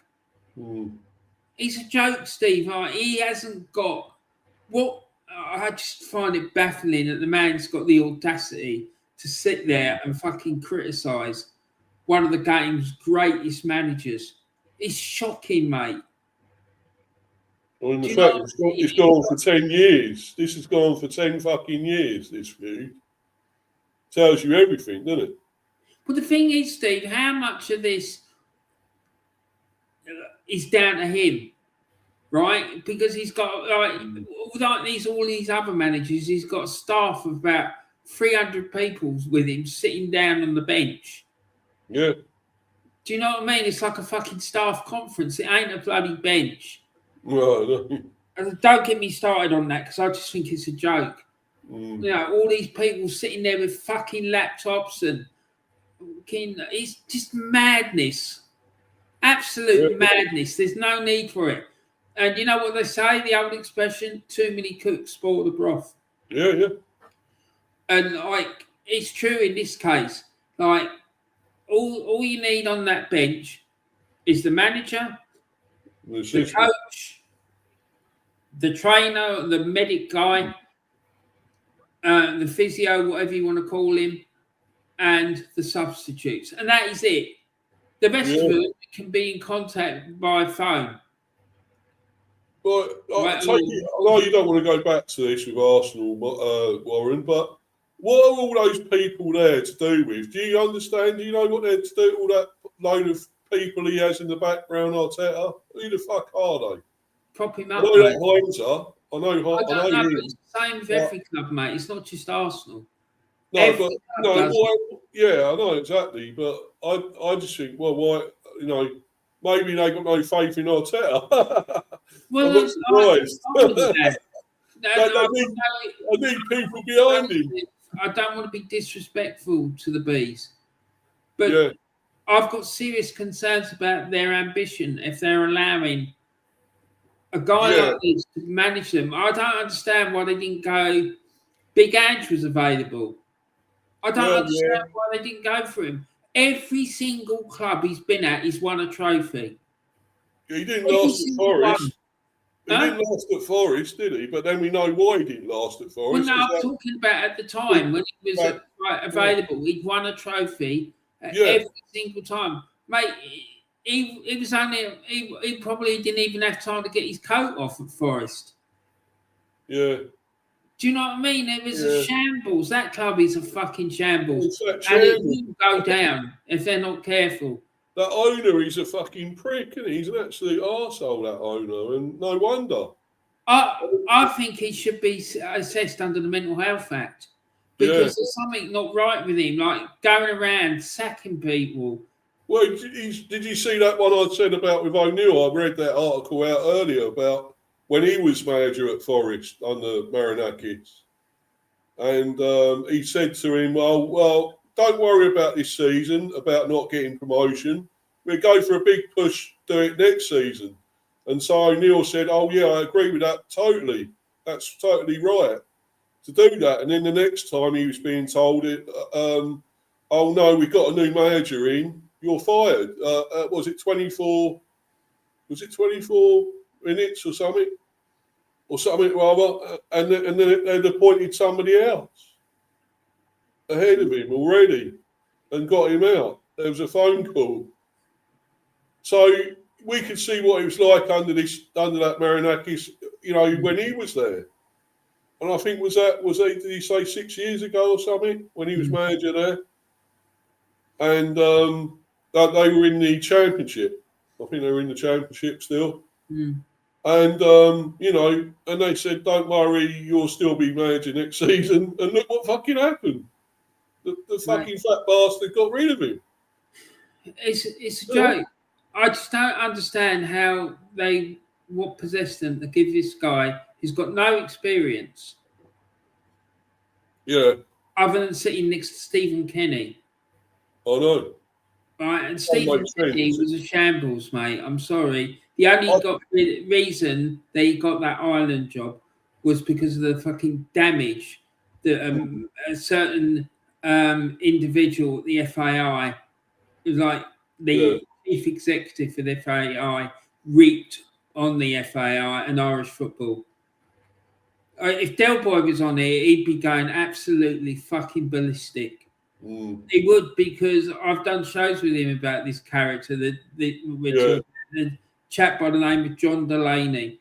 any Irish person will know what I'm talking about who's in the chat. Will know about John Delaney, right? That Sunderland fan who comes on your channel, the Irish fella. You know about fucking John Delaney, right? Yeah. The guy absolutely destroyed Irish football. And the way he did it was that he siphoned off loads of money out of the FAI coffers for these fucking elaborate parties and fucking treatments for his wife, and it was just obscene. He should be sitting in a prison cell, mate, because it was fraud and corruption of the highest order, right? And as a consequence, the FAI got no money, so that's why, because they've got all these loans they have to pay off and whatnot. So that's why they had to go for Stephen Kenny, because he was the only one they could afford, and he just wasn't up to the job. You see him talking in press conferences, and he's like a rabbit caught in the headlights. He can't communicate properly. He's like meek, and like if he gets challenged, he gets really defensive and like timid, and like if that was me, I would go on the offensive. Yeah. Do you know what I mean? But this guy, no, and I'm sorry to sit there and watch that, and no, it's a shambles. And I just do not understand how this guy has been promoted, because I think he's been appointed above his station, mate. I totally agree now. I mean, I thought about it at the time, questioned it at the time, to be honest, a little bit. I could see the reasoning behind Frank. I could see why he was promoted as manager. I could totally understand that. But sit there, right, with no credentials, no experience of management, and sit there on a panel criticising one of the greatest managers in the history of the game. I find it staggering that he did that, and it just shows an unbelievable level of arrogance. I just do not think he should have been appointed as B's manager. And if it shows to me a shocking level of not wanting to compete, or a lack of, what's the word I'm looking for? Ambition, I guess. Because like they're now sitting in the top 8 in the Premier League. Am I right? Yeah, we're still 7th. Somehow we're still 7th. When Frank was there, before he left, I kept saying to you, all this team needs is another goalkeeper, which everyone got. Yeah. And a decent striker. And they're going to bang. Now, I think they need 2 centre-backs. Yeah. A proper defensive midfield player. Right? Why they keep sending us? I know you think he's done a good job for the club and whatnot, but I'm sorry, Henderson, he's not going to be there long term. Well, no, he isn't. I hope not. I think we should go for a proper, as you say, holding midfielder. I think we should. But and the centre backs, as you say, I think there was something wrong there. Why didn't we go for anyone in January? Try and bolster that defence or whatever, That seemed totally wrong. Because Collins looks fucking shit. He looks gone. He made a mistake the other day that cost us a goal against Brighton. So what the fuck is he doing there? I don't know. And he's captain as well. Steve, he keeps making similar mistakes when he plays for the Republic as well. And I had a spell where I was thinking that there was a problem between him and Queven Kelleher. Yeah. Right? I honestly did, because it kept happening. Right? He was playing alongside this guy called Liam Scales, who, when he's playing for Ireland, he looks absolutely superb. The bigger the challenge that young lad faces, the better he plays. Right? Well, he does look good, I've got to admit. He looks a good player. And he outshines and outperforms this guy. And like I don't know, mate. I'm not convinced about Nathan Collins. I think Bees need to replace him. Oh, replace him with Scholes. Sorry. Next to him ain't much better. So there's a big problem with the centre of your defence, and then if in front of them you've got a defensive midfield player that ain't that great either. How much would Scholes be, Warren? Can we get Scholes off you? Sorry? Can we get Scholes off you and you can have Collins? How about yeah. Do you know what I mean? It's like... No, I love that. No, you would be happy. He's like sitting there, that Andrews, right? He's got probably, if not the best right back in the country, one of the top 5, I would say. And he's either not putting him in the team or he's playing him left back. I know. What is that doing to that young lad's confidence? I know, buddy, and he played him at right back the other day, and he got injured. The first time he played him actually at right back this season, and he got injured. I'm not surprised because he hasn't been playing, so his match fitness ain't going to be there. And then you've got Damsgaard. What the hell's going on with him? He's one of the best midfield players in the country. So how come he's not even on the bench? Yeah, there's something wrong here, Warren. There is something terribly wrong with all this. And what is this guy doing? Steve, it makes no fucking sense. You get your best players and you play them in the position they're most comfortable in on the pitch. Don't start fucking around like not putting them in the squad, putting them on the bench. You're right. You're right. One of my mates is a massive fan of Orlando Pirates in South Africa, and their coach, he showed me some of their games, and their coach is exactly the same as Andrews. He refuses to play his best players. He keeps leaving them on the bench, not picking them in the match day squad. It's a madness. So I just don't understand what is going on with this Andrews character. No, I don't know either. I really ain't got a fucking clue. And that's why I've got more questions than answers about him. I really have now. I mean, it might be that he's having disputes with the players and he's using like team selections to punish them. Yeah. And say, look, he might have had a row with Damsgaard and it might have got a bit heated. So Andrew said to him, right, fuck you, you're not playing. And he left him out. He's left him out of the squad until he's convinced that the lad is willing to toe the line. That might be part of it. I don't know. I'm just surmising, mate. But something's not right. I mean, there was a long period of time when he wasn't playing under Frank, but that was mainly because he was not fit enough. He had injury worries, problems when he first came. Loss of confidence or form or whatever when he first came to us, Damsgaard. But now you see what he's a quality player. You see it when he's with Denmark. You see it yourself when he played Scotland. You know what qualities he's got. He's a brilliant passer with the ball, distributor. You know, he's an absolute handful, mate. And we had to do special tactics to stop him. Yeah. Do you know what I mean? Because he would have called. If you don't do stuff to stop him, he will destroy you. You play somebody like that all the time. Somebody with that ability. Why are you leaving them out? Or why are they on the bench or not even there? Well, he left him out totally against Macclesfield in the FA Cup. He wasn't even on the bench. And when we struggled against Macclesfield, look, fucking own goal got us through. That's what it took. Because we didn't play actually that well, I don't think, in that game.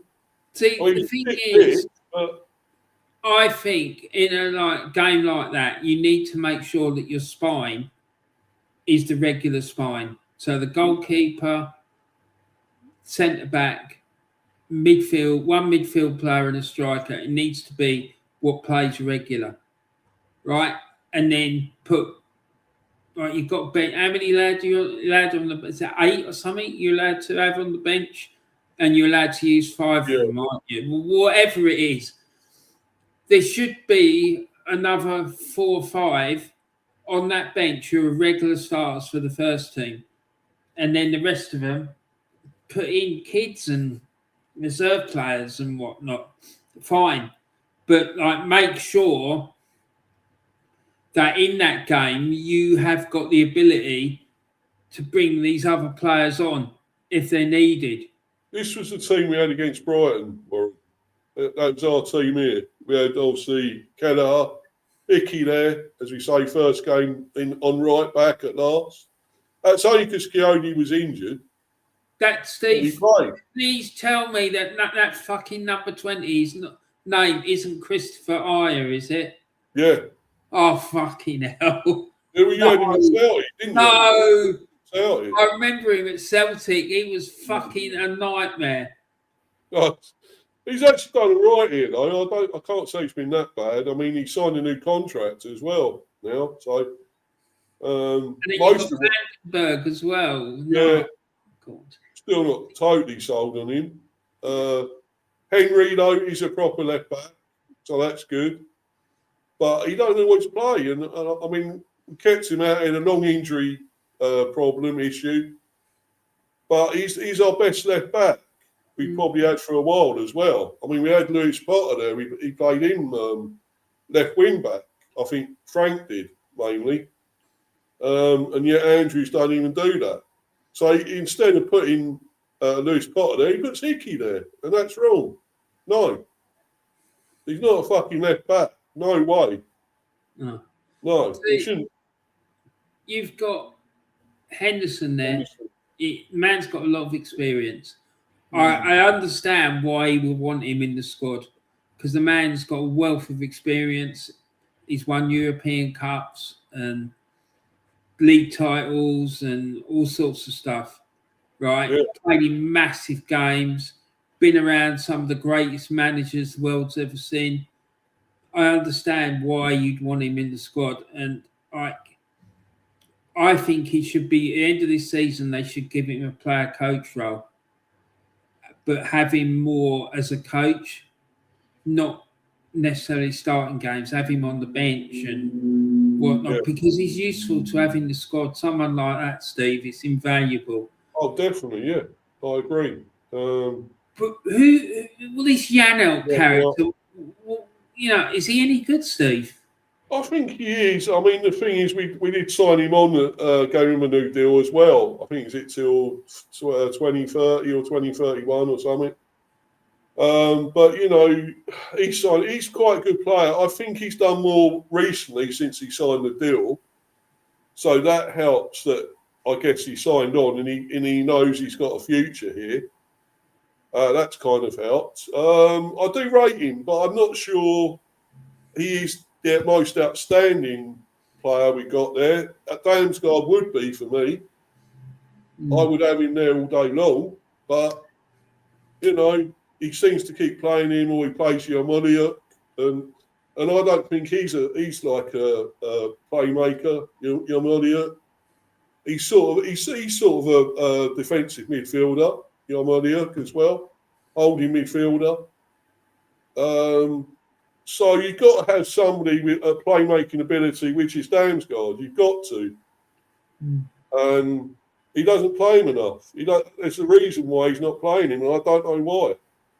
So is Janelt more of like a box-to-box midfield player, would you say? Sort of. I mean, he takes a lot of our set pieces as well. The free kicks, corners, whatever. He takes a lot of those. Mm-hmm.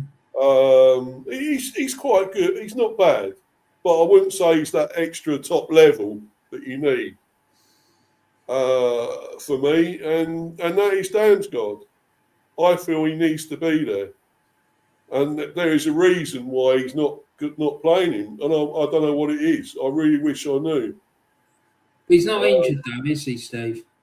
Well, no. If he's on the bench and that, he can't be injured, can he? And he came on in the game. Well, I mean, you don't know, do you? I mean, some of these coaches, they do really wacky, weird things, and putting someone on the bench who's not properly fit to play, and I don't understand it. Yeah. So, because we signed him up as well. Damsgaard's a new contract as well. So, we should be playing him more, shouldn't we? Really, you would think. It's. I just wish I knew what was going on there. The decision making, it's so strange. I really don't get this, Andrews. I really wish I could, but I don't understand him. I really don't. And more and more what I'm hearing now, I know I'm totally against this guy. I don't know why he's here as manager. Set piece coach, fair enough, but manager, no. And then you see all that stuff he said about with O'Neill saying what he didn't like him doing set piece for the goals, using set pieces for the goals, and now he's come out. He's a fucking hypocrite. He's a set piece coach when he was against it. With O'Neill, and that makes no fucking sense, does it? Don't you think it's a bit of a jump to go from a set piece coach to the manager? I mean, surely he should have been, if they ever wanted to promote him, they should have put him in as the assistant. Exactly, yeah. Do you know what I mean? Before like becoming the manager, I just think that's a massive jump. I mean, look, right, something you could do, right, and I don't think it will happen, but say if they decide to bring Frank back, for say, if he wants to come back, as you asked me before, would he want to come back? But if he did, this guy could be his assistant, couldn't he? And then he would learn more from Frank, wouldn't he? 100%. Because I still think Frank's the top manager. I know what happened at Tottenham, but I still think that's to do with Tottenham as well. It's not all to do with him. I don't think any of it, Steve. I don't think any of it's to do with Frank. I think it's Tottenham. They've had a succession of world-class managers go in there and not deliver. Right? They had Conte. They've had Mourinho. Yeah. Right. The list goes on. Do you know what I mean? They've had Big Ange. I'm sorry, but you can't have calibre of those sorts of managers going into a club and all not achieving. It's got something to do with Spurs. And Big Ange, I saw him talking on that bloody programme. Was it The Overlap or whatever it is? Oh, yeah, I saw that. Yeah, as well, yeah. Yeah, I saw it as well. It was going on everywhere you go in Tottenham, like in the offices, in the ground, whatever. It's got this sign up saying "Today is to do." Do you know what I mean? But the club is the complete opposite of that. They don't. Exactly. Yeah. Exactly. That's one slogan you can't have there at Spurs. No, there is to do. They've done nothing. It's a shambles. Like that club is a mess, mate. And I think they're going to go. I really do think they're going to go down. Igor, lovely fella. I remember watching him in '96 and '98 when he was playing for Croatia. He wasn't a starter, but he was on the bench, and he was a good player, but he wasn't on the same level as fucking Asanovic and Boban and fucking all these other boys. Because that team, I'm sorry, that team should have won that World Cup in '98. Yeah. They were fucking awesome. They were fucking awesome. That team, it's one of my favourite teams of all time. David Schuka, fucking the whole team was just like one world-class player after another. Modric there as well, wasn't he? Modric there? Yeah, no, Modric weren't there. Modric weren't there. Bilic was there. Igor Stimac, the whole fucking team. Yeah. There was like 9 or 10 world-class players in that team. Well, I mean, when you got Stimac, they lost one of their top strikers, right? Who played alongside David Schuka. I can't remember the guy's name. He was a big fucking brute of a player. Oh, a bit like Alan Shearer. I can't remember the name, but As many goals as what Schuker did. And like, if they'd had him as well, mate, fucking hell, it would have been insane. They should have won that World Cup, no question. Like what they did to Germany in that fucking quarter final was mental. Do you know what I mean? They absolutely ripped them to shreds. But anyway, we're not here to talk about the Croatian national team. Oh, true. But yeah, I mean, when you got Davor Suker, though, what a player he was. He fucking destroyed Peter Schmeichel in that Euro 96 tournament when they played Denmark and he fucking lobbed him. Took the geezer like nearly a year to get over it. His confidence shot after that happened. It was insane, that lob, and then the fucking way against the Germans when he fucking got the ball. He was in the penalty area, Schuker, and he got the ball and he fucking dragged it. He dragged it he put the foot on top of the ball and he just fucking dragged the ball across in front of the German keeper and then put it in. Fucking hell, what a goal that was! It was mental. Like the talent that guy had was just fucking off the charts. Yeah. Well, but that's what happens when you have a fucking proper coaching system. This is a country of about 5 million people, and it's a fucking economy. It's on the knees. Yet they're World Cup after World Cup. They get into finals, semi-finals. Yeah. Deservedly so, because they're fucking absolute top quality players. England always had trouble with them as well, didn't they? Well, yeah, because they can't handle playing against teams like that. Because they're technically excellent. And the reason they're technically excellent is because at a very young age, they coach properly. Yeah. And I know how they coached because I used to work with a guy who was Serbian. And he was telling me about the way the kids get coached in Serbia.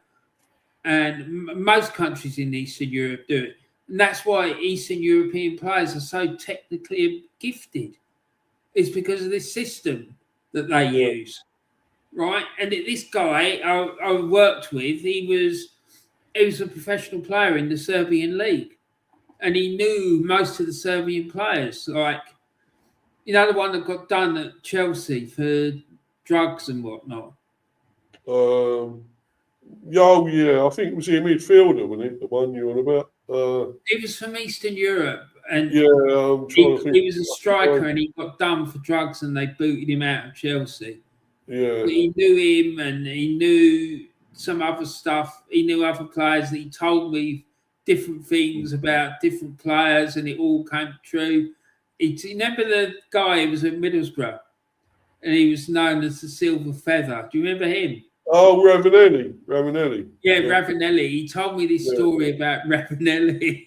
Yeah. Which was fucking hilarious. Like he knew lots of players, like top quality players, and he used to tell me these stories, and I was fucking loving it. Just things that you never hear, like in the normal run. I wish he was still around because I'd be getting all this information about Arsenal, and I remember him saying when Arteta first got appointed, he said to me, "Warren, Arsenal will not win the title with that man. They have not appointed him to win a title." Yeah. I thought, okay. He said, "Yeah, but they won't win a title with this man." And he's been very right. And I knew it would happen. There you go. But you beat Spurs, but then again, Spurs are pretty shit. I'm not an expert, Steve. I'm not, but like, do you know what I mean? This guy knew people, and all the talk was that was what all the talk was. Yeah. Yeah, well, he was exactly right, isn't he? But anyway, this, as we say with Hickey, it's saying he's got a knock, expected return doubtful. 22nd, it's saying. Well, he's going to be out for a while then. I mean, I hope he doesn't miss out on the World Cup. Bless him. Because that would be fucking heartbreaking for the lad. Yeah, so we got 2 right backs probably injured still now. That ain't good, is it? So who do we put there now? So what's he going to do now? Yeah, what the fuck is he going to do? Eh?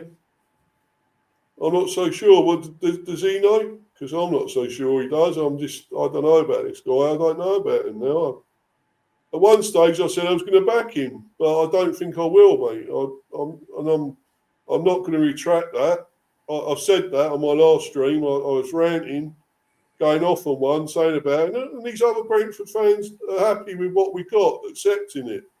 Why? Why are we accepting this? No, this is the thing, Steve. It's not good enough. My question to them would be, do you not think that Brentford deserve better than that? Yeah. As a fan, do you not want to see your team be the best it can possibly be? Okay, at the moment, that might be a top 4 finish, which will be the best position you've ever finished in your history, right?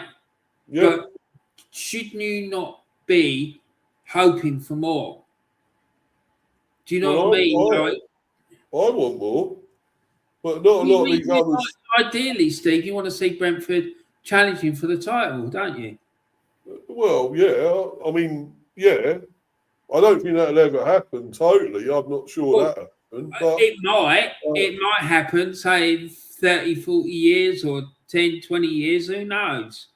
Well, whether it's my lifetime. In order for that to happen, the club as a whole needs to have a massive culture shift. Yeah. Right. Appointing someone who's a set piece coach into the manager position is not going to win you major honours. I'm sorry, it's not. No. But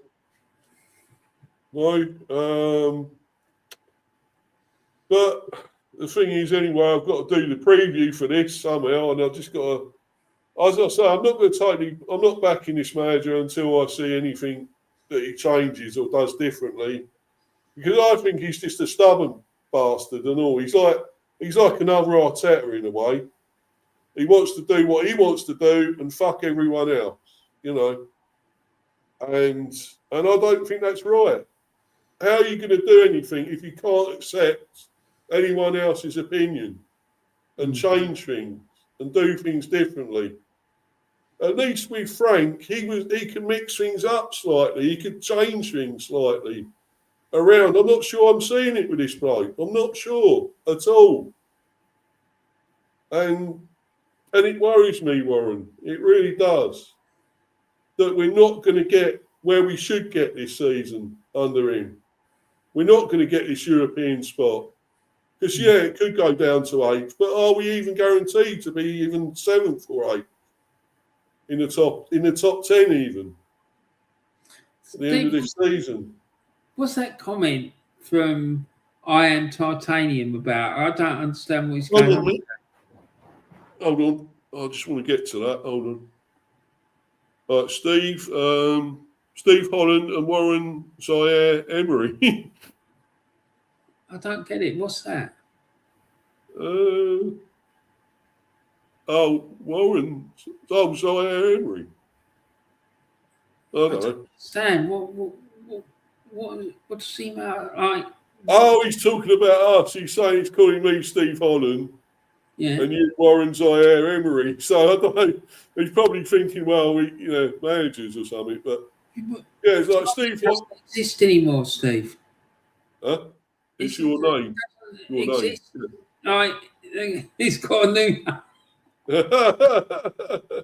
It's I mean, I don't understand. I don't get it. I'm sorry, I don't get the joke. Fair play to you for putting the joke on, but I don't get it. Maybe it's just thick. I mean, I wish I was as good. I mean, Steve Holland, apparently he's a top assistant. Wherever he's gone, he's been great. I mean, with England, of course, as well. He done what he done with Southgate, of course. So you know what he's about, this guy. He's at Man United, isn't he, Steve Holland? I think. I don't know. I'm pretty sure he is. Yeah, I believe he is, and that's why another reason they're doing so well with him and Carrick, obviously. No, it's not stupid, mate. It's just that I don't understand it. I'm the one that's stupid, not you. I mean, you're saying you're the manager, I'm the assistant with you on the thing, but Mate, I fucking love it. What I'd love to have you as my assistant. Yeah, we fucking it'd be fucking hilarious. We're getting salty, mate. We'd fucking Yeah, but after that would be sacked in like a month. I'll probably last longer than fucking. Oh, you talk to me like that, we'd do the fucking craze, mate. We'd be like the craze in charge there, wouldn't it? Jesus Christ. I can imagine I'd be fucking tearing them off the street. And you'd be going, Warren, calm down, calm down. I'd be going, no, I ain't going to fucking calm down. They need to be told. Well, you going to bake me a cake with your fucking Fanny Craddock? Yeah. we got a left back that fucking left back that smells like a brewery, and a right back that's got half a fucking Columbia up his nose. Yeah. Oh Jesus God, Christ. man. Oh, it's funny. And did you see that? Oh yeah, that Damned United was on again the other day, wasn't it? I watched that. I'll tell you a funny story. The country that's now used to be called Zaire, right? Yeah. This mate of mine who's the Orlando Pirates fan, he told me that the people, like the fellas who live in that country, they go out into the jungle hunting chimpanzees, and they kill chimpanzees with their bare hands. And I say, mate, are you fucking sure that's true? And he was like, yeah, it's true. They go in the jungle and they will fucking hunt chimpanzees and they kill them with their bare hands. And mate, these fucking chimpanzees, some of them are fucking massive. They are. They Do you know can what I mean? apart if they wanted to. Don't want to be fucking messing with an angry chimp, mate, because I'm telling you. Gorillas are even worse. No, gorillas are fucking massive. Like, do you know what I mean? Like, they can tear you apart. About 10 men. Yeah. They can tear you apart from them if they wanted to. Those chimps and that. What's that? Wolves forward Matthias Mane. He's at the centre of a tug of war between England and Portugal. Ooh. I'd go to Portugal, mate. Yeah. Because he ain't going to get in the England team, is he? Let's be honest. No. He ain't. There's no way on God's earth going to get in that England team. Fucking Tommy Tickle in charge. No chance, no. Well, there's too many of them. Yeah. But Tommy Tickle don't know what he's doing anyway, so why would you want to be there anyway?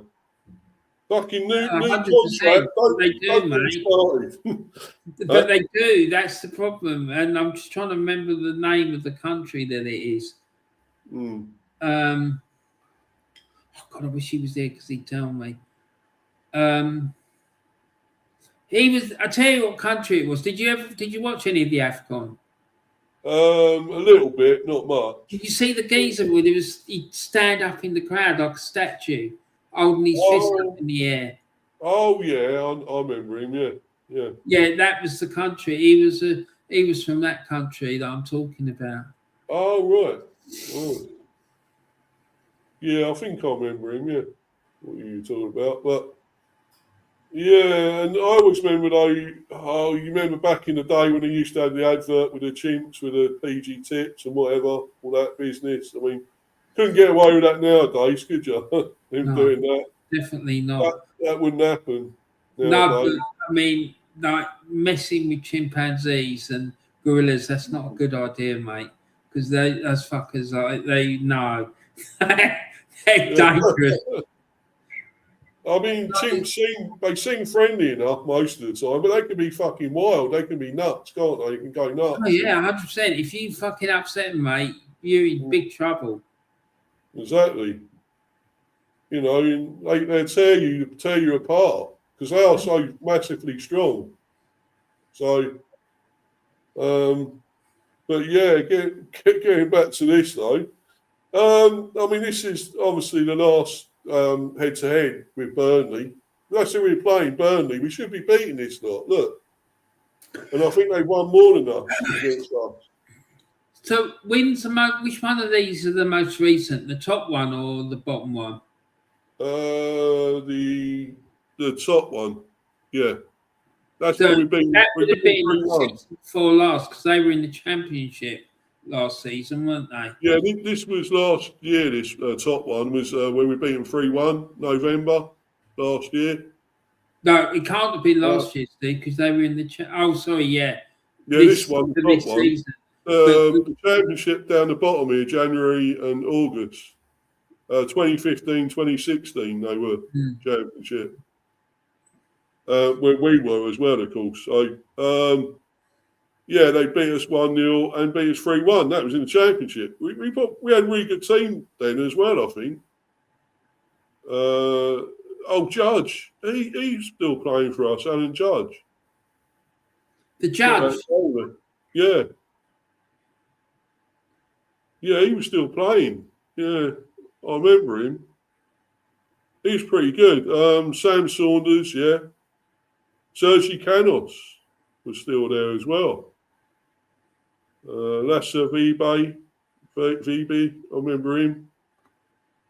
John Swift, he's with Birmingham, still playing. Yeah, Alan Judge. Diego. Oh, he was good. He was a good player. Too many Diego for us. Scored. The Judge scored, Steve. Yeah, I know, mate. Brilliant, man. So that's the team there we had there. Bidwell, we had Bidwell, O'Connell, Dean, Colin. Button in goal. We had Jensen Button in goal. Jensen Button. I call him Benjamin Button. I call him as well. Do you like motor racing, Steve? Huh? Do you like motor racing? Oh, well, yeah, Formula One, yeah. I like all that. And what's the other one? Speedway. I like Speedway. I like. Really? Do you go Speedway? I used to go with my dad quite a bit. I think when he was at Cardiff at one stage, we went there. Right. And I think it was at Wembley as well. Yeah, I think you're right. I think it was. They used to race on the dog track. Yeah. Remember the dog track that used to go around the outside of the pitch? Oh, yeah, I remember it. Yeah, remember it well. Near the Speedway at Eastbourne. Oh, yeah. I see it from there. They do it. Where else do they do it? Bellevue. Is it Bellevue? Yeah. And is it Weston-super-Mare? I think they do it as well. Oh, that place is a fucking tip, mate. It is just a fucking dive. Weston-super-Mare, Jesus Christ. I remember going there in football. I wish I fucking hadn't. It was fucking horrible place. Yeah, the place looks like shit. So they should clean it up. That's a perfect way to describe it. But anyway, sorry, I shouldn't be talking to you about Speedway. No, that's all right, mate. That's cool. I loved it. I still watch it at times. I still do watch it when it's on. That's good. I like watching fishing, but I keep getting told it's not a sport; it's a pastime. I watched that one with what do you call it, Mortimer and what's the other guy? Oh, Bob Mortimer and the guy from the Fast Show. That was fucking brilliant. I loved it. That is funny. But I always thought he was funny at Bob and Paul Whitehouse, the other one. They were really funny, to be honest. I've met Bob Mortimer twice now. He's funny, but he's like strange humour, isn't he? He's got. He's a nutter, mate. 100%. I met him on the speed awareness course, and I met him one night in a pub in London. He was with Big Reeves, right? And fucking 5 minutes later, Vic Reeves walks in, and it was one of these old school toilets where the system was hanging there. Like each cubicle had its own system, Yeah. Right, and these cisterns were out in the open. There was like 3 of them, so 3 urinals. Each one had its own cistern above at the top, and it had a chain you had to pull. Oh yeah. Yeah. Right, there was this fucking geezer. He must have been 6 foot 6, 6'6", 6'7". He was stood in the middle. I was stood on the end. Bob Mortimer come in, and he stood on the other end, up next to the high tower bloke. And he goes, "These geezer, fucking hell, mate." He said, "You could pull the fucking chain with your teeth." It's fucking hilarious. The poor guy just fucking finished what he was doing, zipped himself up, and fucking walked out. He didn't even fucking wash his hands. It was fucking hilarious. I fucking loved it. It was fucking really funny. Yeah. Oh yeah, they've done a lot of things together. I remember when they done what's that first thing they do? Vic Reeves' Big Night Out or whatever it was. And they'd because his real name's Jim Moore or whatever. Vic Reeves. Yeah.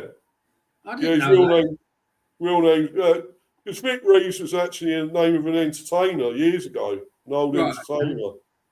So he took on that name, but his real name's Jim Moore or something. Okay. Yeah. So, but yeah, I used to watch all that, Big Night Out and stuff. Shooting Stars, love Shooting Stars. Shooting Stars was class, mate. I loved the one when they got the singer on from Pulp, Jarvis Cocker. That was yeah. I remember that as well. You know, he was on there, and it was like had this. They kept making out he had this animal, like fucking wild animal, on a chain, and he was like struggling to pull it on. Right? He fucking pulled it on, and there was a fucking little chihuahua. Yeah, it was a little dog or something, wasn't it? Yeah. Oh God, man, that's funny. Yeah, I remember all that, but yeah, don't make things like that anymore. I mean, that went on for quite a while, that show as well. I mean, it went on to around 2010, wasn't it? Was it 2010 or something? And then they stopped it, cancelled it. I don't know why, but anyway. Probably because they got bored with it. Like I got bored with the Saturday show, Steve.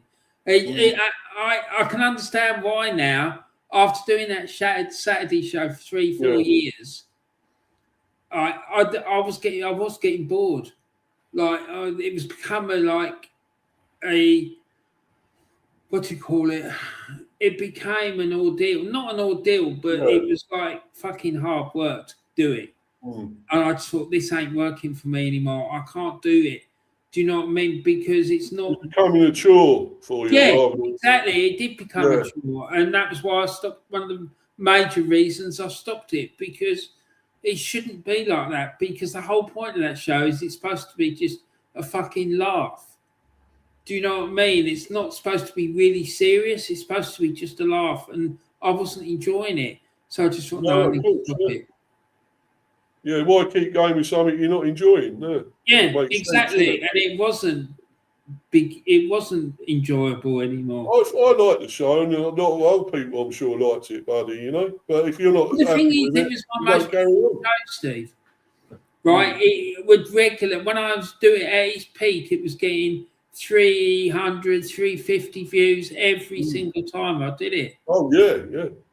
Do you know what I mean? So, I was obviously doing something right, but the saddest bit of it is I never really got it to be what I really wanted it to be. And that was, I wanted it to mirror Soccer Saturday on Sky Sports. Yeah, but that lost its spark, didn't it, when Jeff Stelling and that went, all those lot went, you know? Yeah, well, that was disgusting what happened there. But, I wanted to have me and, 3 or 4 other fellas, or 3 other fellas. Yeah. Like me, I could have been on there. I would have been on there. All watching different games. And, as soon as something happens, someone would scream out. I'd go, yeah, like this. And I'd be going, right, come on, let's go and speak to Steve. What's going on, Steve? And the he'd say, well, yeah. I didn't see it, Warren. We'd go, right, Steve, what's the matter? And fucking Keith Andrews has come out and smacked someone. Yeah, or somebody smacked Keith Andrews. Martin O'Neill come on and smack. Yeah, exactly. No, but I mean, yeah. This was when was this from? This was 2015 or 16. This one. I'm just answering what Iron Titanium saying there. Yeah, it's 2015-16. This was from. But yeah, I mean, we had a very good team then as well. You know, it's still very good. And surprisingly, we did lose. We lost to Burnley, and who did they have? They had Ben Mee, and he came. He joined us, of course, in the end. Ben Mee, Arfield, Barton. Was that Warren Barton? It's got to be, isn't it? Was it Warren Barton? Yeah. Was he still playing back then? Oh, I know. Oh, Joey Barton. Oh, that fucking prick. Yeah, of course it is. That wanker. Of course it was. Joey Barton, isn't it? Oh, he's a fucking arsehole, that guy. Was he as much a prick at Brentford as he was? No, he wasn't at Brentford. He was at Burnley. He didn't play sorry, for us. mate. I thought that was the Burnley team. No, fuck off. That would have been bad if he played for us. Fuck that. Cool. No, he wouldn't have liked that. But I mean, no, he was at Burnley, and where was he? At Newcastle as well, and one or two others. But I think he's fucking nuts, man. He's out of order, that guy. What he says about how he didn't end up serving time for that incident in Leeds. Yeah, well, he's done a lot of things, terrible things, hasn't he? Let's be honest. So, but let's not mention him anymore. But Vokes, remember him, Sam Vokes, Gray. Oh, was that Andre Gray? Yeah, I remember him. He was pretty good as well. Is that Michael Keane? Yeah, Michael Keane at Everton now. God, that's some good players, both teams there, actually. What about B's team, though, Steve? Yeah, I thought he was pretty good. We had, Hardy Dean. He was quite good defender. Bidwell, of course, he's been around. I think he's still playing. That's Buffon you've got in goal. It's Button in goal. Oh, Button, sorry. I thought you said Buffon. No, we had Button in goal. Who else? Yeah, as I say, Diagaraga was good. This was pre-Tony, was it? Oh, yeah. Before he came. John Swift was good. We had a lot of really good players. Let's have a look on the bench. McEachran, yeah, he was good. Hoffman, Barbette, I remember Barbette. Matthew Taylor, oh, that's them, yeah. Michael Duff, yeah, I remember all them. Michael Kitely, yeah, they had a decent team as well, Burnley, didn't they? So, but yeah, we lost to them twice in that championship. Let's see. When was what's going on here? Going back to when was the other one?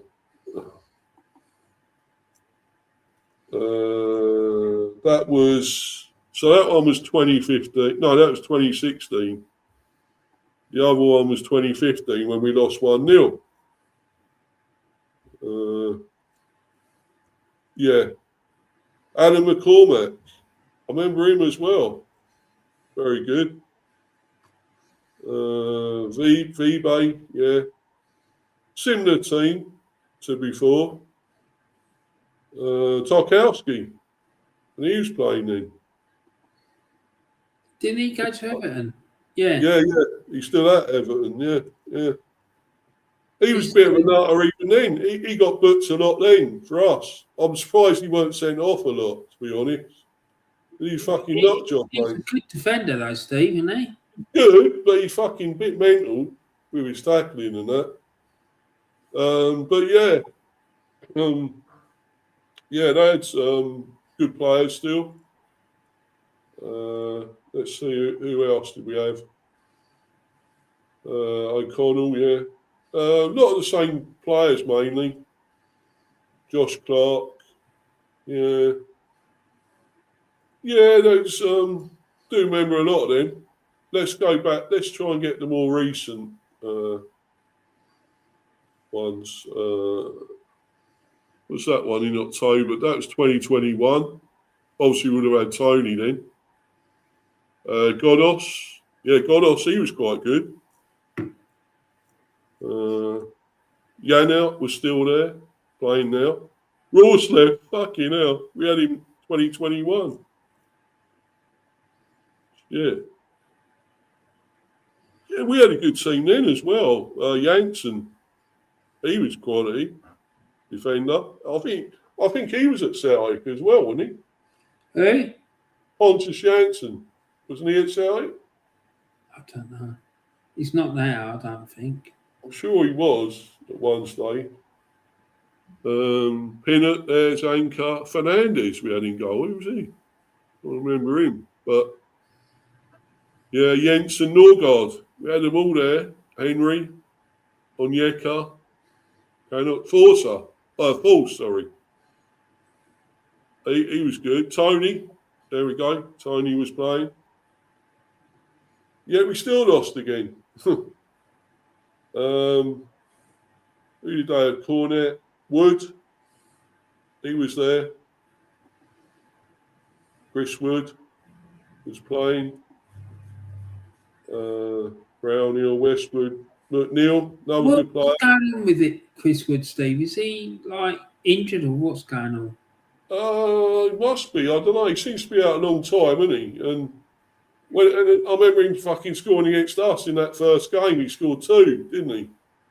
And I thought, oh shit, you know, why do we have this guy keep scoring against us? You know, he's a good player, but you know, I mean, I think that was a one-off that season where he scored all those loads of goals as well. I think that was a one-off. But I still think he's a very good striker. Fucking Rorslev, oh my God. Can't believe we had him then. Oh, shit. And Cox, yeah. We have Charlie Good, remember him, Finn Stevens. Mads Bidstrup, I think he's still playing somewhere. Bramo, he was on the bench. Bramo. Tarek Fosu, I remember him as well. We could have played. Nathan Collins was on the bench for them, for Burnley. Nathan Collins? Yeah. He was on the bench there for Burnley. Yeah. But I don't know what's gone wrong with him, man. I don't know with Collins. He's making mistakes, and I thought he was decent. I always thought he was a fairly good defender, but I think he is, Steve, but it's just that he has these brain farts. Right. Yeah, unfortunately. The problem is, the closer you get to the goal, if you make a mistake, the more chance there is of it being a goal. Do you know what I mean? Because if you make you make a mistake as a striker, you've got players behind you, like midfielders, who can rectify the problem. Whereas if you've got you're in midfield, you've got the defence behind you who can sort it out. If you make the mistake as the defender, you've got the goalkeeper. If the goalkeeper makes a mistake, you're fucked. Yeah, definitely. Basically, not to put too fine a point on it. Yeah, definitely true. 2022. That's even more recent, and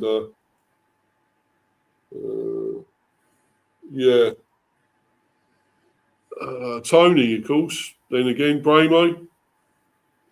Some team, isn't it? Ericsson, he was there as well. I've got an update for you, Steve. T20 World Cup. Pakistan slumped to 149 for 8 against England. Oh, I'm looking at it now. It's 163 for 8. Really? Yeah, last over. So they've moved on a bit. 164 for 9, they finished. 20 overs. Really? Yeah. So 165 now needed by England. Think they'll do it? Probably not. They'll probably fuck it up again. I know they won the other day, and they only got about, what was it? What did they get? 144 or something? 145 the other day. They somehow still won. I don't know, man. I still don't know with that. Why they're still there, McCullum and that. It's still shit, mate. Well, why are they still there, Steve? I don't know, man. I ain't got a clue. I'm not happy about it, but unfortunately, it's carrying on. We can't seem to get rid of them. So I don't know. Even if they win this World Cup, I don't know. I don't think they should still be there. I think they failed, and the Ashes as well. I mean, the Ashes, fucking terrible. T20. It's like fucking, like I keep telling you, it's fucking baseball with cricket bats. It's not proper cricket. Yeah, Do you it's know not. what I mean? It's like cricket for the goldfish generation. I guess it is entertaining. It is because when you smack it everywhere, it goes at sixes, fours, whatever. It's more entertaining than Test matches, but Test matches have their good points as well. Like just seeing someone just whack it here, there, and everywhere. That's not exciting for me. I want to see a bit of goal and a bit of skill and. Oh yeah, well you do get that. Right, what not? With I mean, seeing Kevin Peterson smack top Australian bowler for fucking 6 right over his head at the MCG or something. Now that's what I call quality. Oh, yeah. You know what I mean? But it was brilliant nonsense. I'm sorry, it's not for me. Give me a fucking proper full-on Test match over 5 days. That's what you want. Oh, definitely. There is a lot to be said for that, definitely. But if you want to see quick, entertaining, smashing it around, if you don't want to sit around waiting too long, because fucking baseball. You know what I mean? I'm sorry, no. I think it's an abomination, mate. I really do, and I just think it's clogging up the calendar. Well, that is true as well, yeah. Because we do play too much cricket is the problem with all that. So, I think something's got to go with it. I think something's got to be sorted out. But a lot of people will want this to keep going T20s now, won't they? The 100 as well, that's come along and taken off. So, what do we do? What can they do about it? I don't know. It's not working the first out. thing they need to do is get rid of the people at the top who are responsible for all this nonsense. Yeah. The 2 Richards. They can start with the 2 Richards, in my opinion. Yeah. Just reading this one. They have allowed it to go on, Steve, all this time. Why haven't they called it out? Why haven't they held these people to account and said, "What the fuck are you doing?" Yeah. Who's that? He said play for City. I don't know. Anyway. Surprise. Leighton, he was a decent fullback. Oh, yeah. Was Dwight McNeil playing, or was it? No, I think he was still there. Because he went to Everton, didn't he, in the end? This one he wouldn't have been in. Wouldn't play in this one. What's that? Everton love a Burnley player. Yeah, true. Westwood is Clint Eastwood, great nephew. Westwood and Eastwood, yeah. Was good, bad. He fucking was, actually. He weren't that great. He's Pope Catholic. Very good. Yeah, he is, actually. He's a Tarkowski classical composer. Yeah, I guess so. But no, I mean, getting back to this though, so what I don't know what team we're going to pick. I mean, the right back situation is going to be a pain. Who are we going to put there? Because we got unless Keone will be fit again. I'm not totally sure. So who the hell are we going to pick if he's not fit? Because we got, who else have we got? We got, trying to think of we could put Lewis Potter at, well, he can actually play right wing back, I think, as well. I know he's played left wing back, but I think he could play right, on the right hand side as well. Who else could we put? Like, say, we could bring in Pinnock and I'd put Ayer at right back, because I think he's played right back before, Ayer. Mate, I fucking wouldn't trust him right back in the dressing room. Oh, no, I'm sorry, mate. Fucking hell. He was a disaster. Yeah. Yeah, well, we've got to sort something out with it. I don't know. Keone might be fit again, so he'll probably come back there, play there. And I'd rather have Ayer than Collins, though. Collins making too many fuck ups at the moment, so I'd rather have him. Vandenberg's actually been not too bad lately. Still not sure about him totally, but I think he'll stay there. And probably have Henry at left back. So the problem here in defence, though, Steve, is the centre backs, isn't it? Well, yeah. So they need replacing. The problem is that you need to replace both of them. That's the problem. Yeah, that is true, mate. I'd probably bring Pinnock back for maybe Vandenberg. And I'll probably I'd have Ayer instead of Collins there all day long. So probably Ayer and Pinnock would be better for me. But I don't know, with Andrews, you know what he's going to do. He's going to probably play them again. He'll probably play... That Ross left, Steve, is he definitely gone, or is he on some... Oh, yeah, he's gone, mate. Yeah, or is he on loan somewhere? No, he's gone to Southampton permanently. Well, that's all right, because I was going to say, you don't think he's going to bring him back into the fold, do you? He's not even playing for them, Warren. He's not even playing for Southampton. That's how bad he is, They're not even playing that just says it all, doesn't it? He can't even get a game at Southampton. Jesus Christ. But he was fucking terrible, wasn't he? Oh, he was, mate. He was. Between him and the goalkeeper, that was a fucking disaster. Fucking Flecken, yeah. Oh, God. Flecken. A big bunch of your supporters really liked him, didn't they? Well, I know he liked Flecken, but he did. They kept going on about all the stats, all he had great stats and saves and stuff he made. He didn't factor in all the fucking shit he done as well. At the same time, the mistakes and everything, But doesn't it ring alarm bells in these people's heads? Like, the amount of saves that he's having to make in a game. Like, do you know what I mean? What's going on in front of him that he's being asked to make all these saves all the time?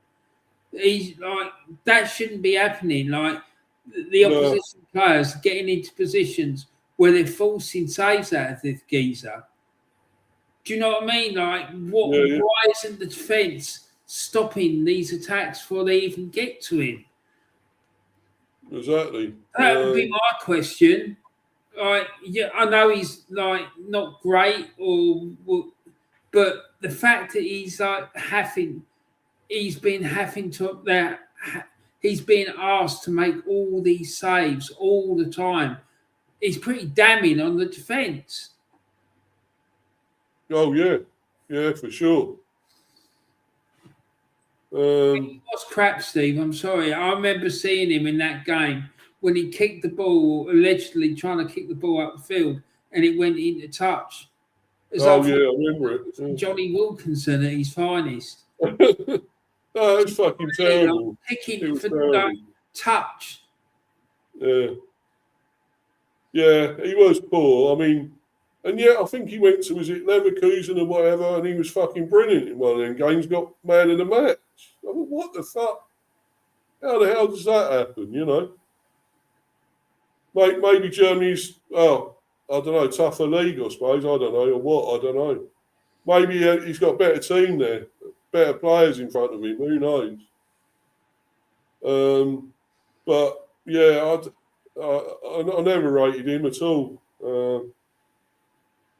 What's that? Not safe with ice and cartels. He's on about USA and Mexico. It certainly should be taken off USA, because I'm telling you, that ice bunch, right? They start all that antics with the pissed up England fans, mate. They're going to fucking wish they hadn't. Can you imagine them starting on a bunch of English football hooligans? Fucking bloodbath. Mate, it will kick off. I'm telling you, 100%.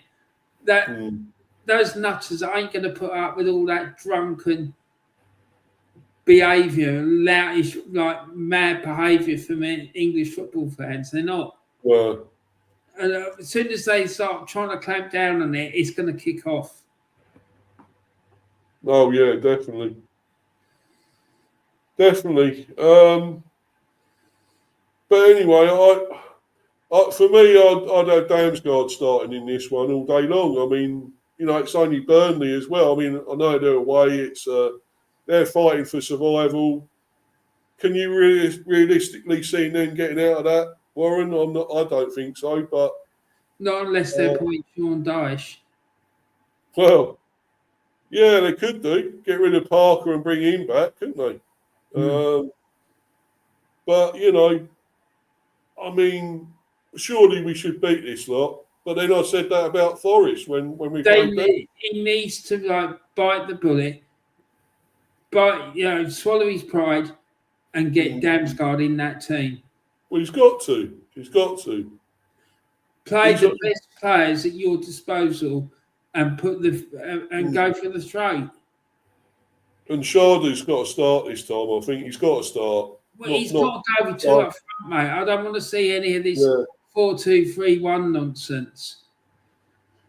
If it was me, I'd go with a back four, two-man pivot, and then I wouldn't have a number 10. I'd have one right winger and one left winger, and then two right up front. And just fucking go for it. Go for the throat. Yeah. You don't need a number 10. Like, the ammunition can come from the wingers. Do you know, or have them drifting in, or one of those two in the double pivot, like charging forward, like as a box-to-box midfield player to take up the role of the 10. Do you know what I mean? So one of those two that are sitting in that double pivot, right? So this one or this one, right? Have them as a number 8 / number 10. So they're filling both rows, and have the number 6 position sitting in front of the back four.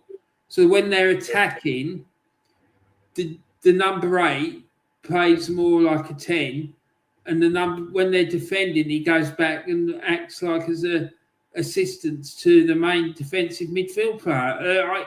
That's what I would do. But I don't think Andrews would do that, because I don't think he's got the tactical nous to pull it off. I'm not saying that I have either, because I would not know how to instruct the players to play that position, other than just saying, when we're attacking, I want you to get forward and support the attack. And then when we lose possession, I want you to come back and support the defence. That's all I would be able to say. But maybe that's the best way. Maybe these coaches, these modern coaches, that's the problem. Maybe they're just bamboozling these players with too much information. I mean, I remember Martin O'Neill saying about Cloughy, he would hardly say anything to the players. He would just say one or two things, and that would be it.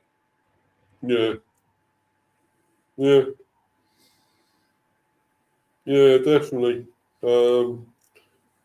But yeah, so I'm just trying to see who else we'd have at the back because I mean, this guy's out on loan, Meg To Homer. Rangers. Would you bring him back? I mean, could we bring him back? And I, we are struggling I with. wish you would, Steve. Uh, I wish you would fucking bring him back. I'd love it. yeah, you don't like what he's doing too well at Rangers, is he? Yeah. Yeah, no, anything that's going to destabilise them, mate, I'll be happy with.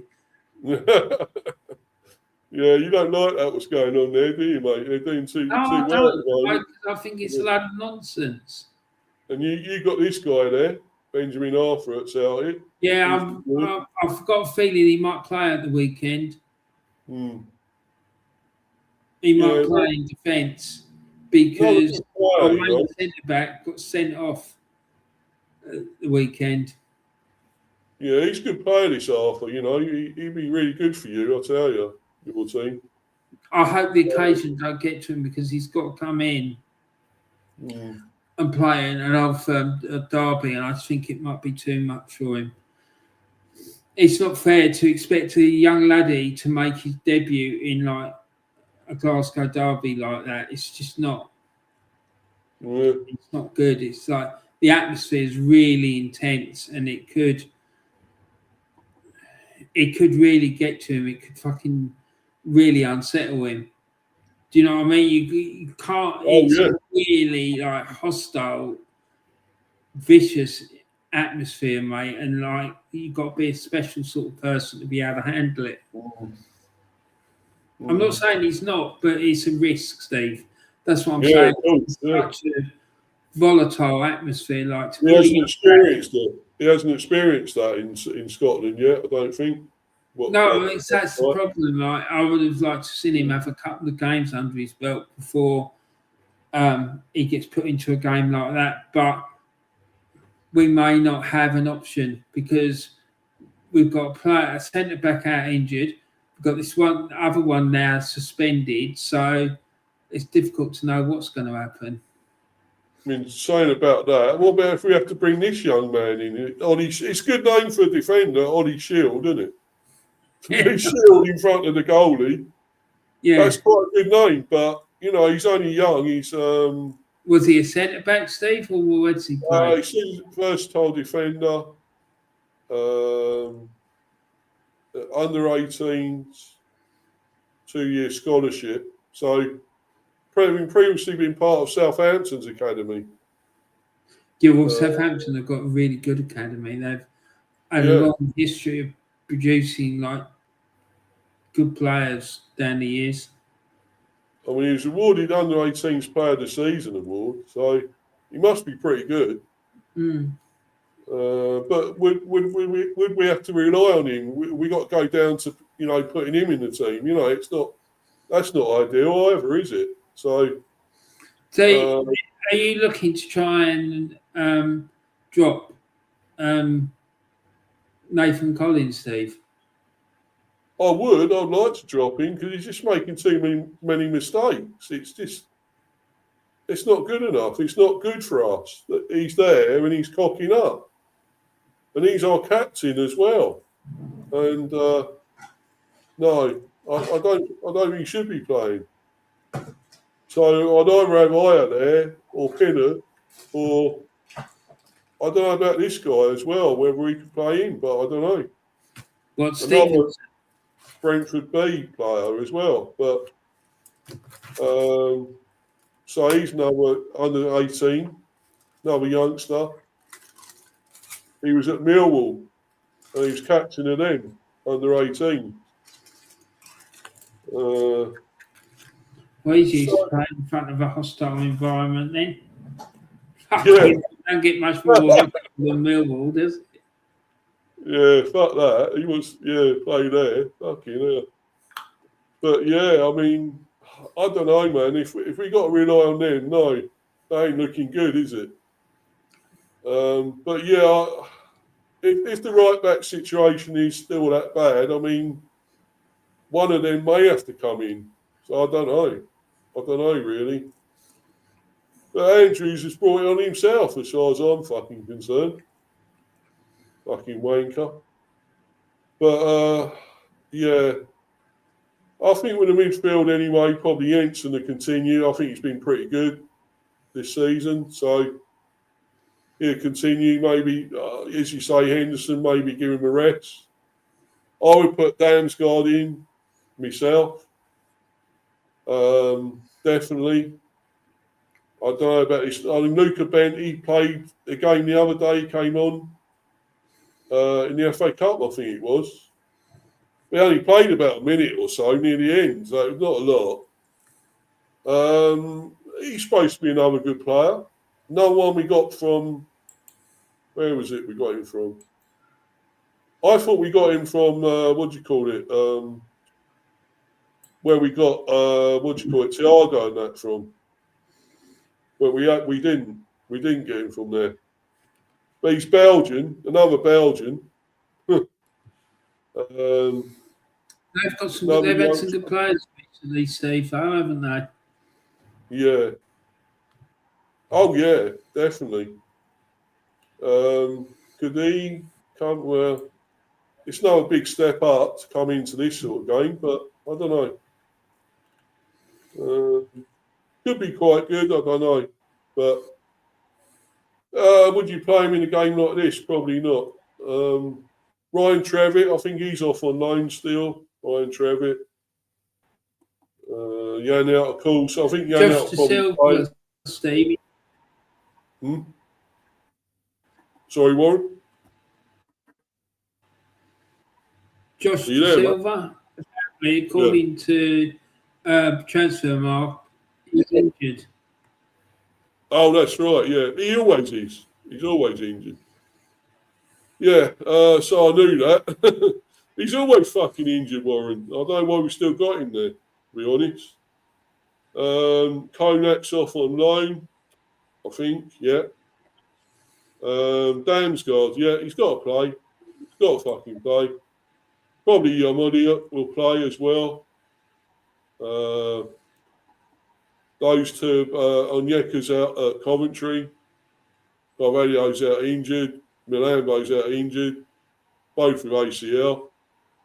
As you say, De Silva's injured. So it's going to be, I would think, it's got to be Jensen or something. Probably Damsgaard and Janel in the midfield, I would say. Maybe Yamudia behind those is defensively. Midfield. Interestingly, Steve, Transfermarkt's not saying anything about Icky having an injury. Well, it said on the other thing, didn't it? He's got a knock and he's going to be out a while. But I don't know, mate. If he is fit, I think he should play. But we're playing, surely.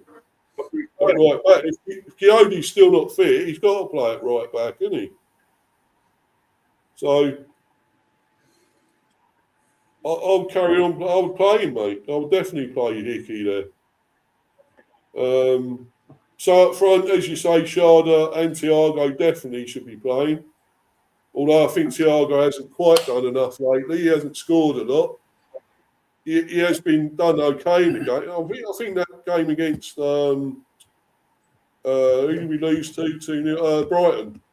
I thought he was quite good in the game, but he did miss a lot. He missed so many chances. So I want to see him start scoring again now. He's got to. We've got to get him scoring. Sharda's got to play. If I was Brentford, first thing I'd do is send Reece Nelson back to Arsenal. It's fucking waste of time me being there. He is. Because I mean, he's done nothing. No, I mean, you've more than enough. Got more than enough there to cover, the attacking positions. He's just taking the squad place and costing you money for no good reason. Oh, for sure, definitely. But yeah, I think he will go back. We won't sign him permanently. I fucking hope not. Anyway, we better not do. Ouattara definitely going to play. He's quality, very dangerous. Definitely got to play. Lewis Potter maybe. He's been quite good lately. Been very good. I think Ramal Donovan's done quite well actually when he's played. I like the look of him. I think he's quite good. He's quite a good player, mate. So, Kaya Fura, he looked quite good actually. He's the one we got from the same team as what's his name? Club Rouge, yeah. Where we got Thiago from. So he looks quite good. He looks a very good player. So maybe he might get a go. Might play some minutes in this anyway. So I think, as you say, you got. What did you say you would do your formation, Warren? 4-4-2, did you say? Or? Yeah, go for the 4-4-2. Just fucking go for it. Hmm. Do you know what I mean? Because they're going to come out and they're going to fight tooth and nail. See, you want to have players in the team that are going to be up for a scrap as well.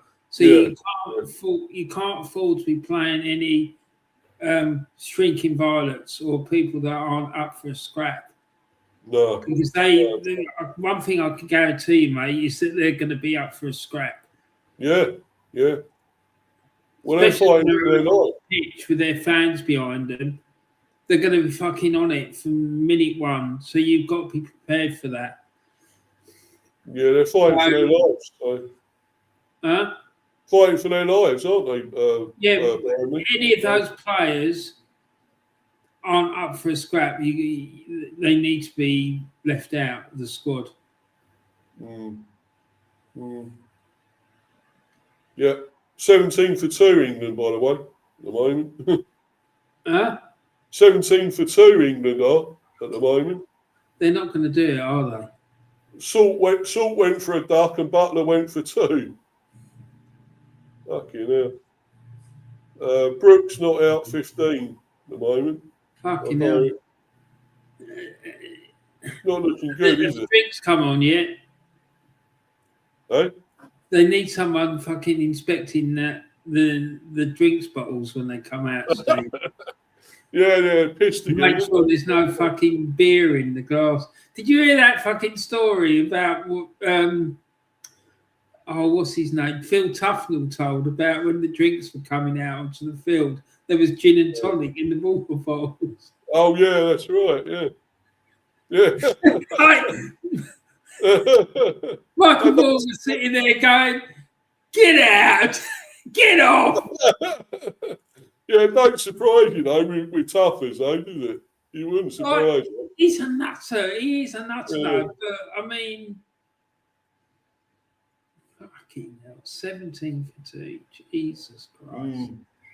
But Michael Vaughan was saying was spot on. Like have an advisory committee.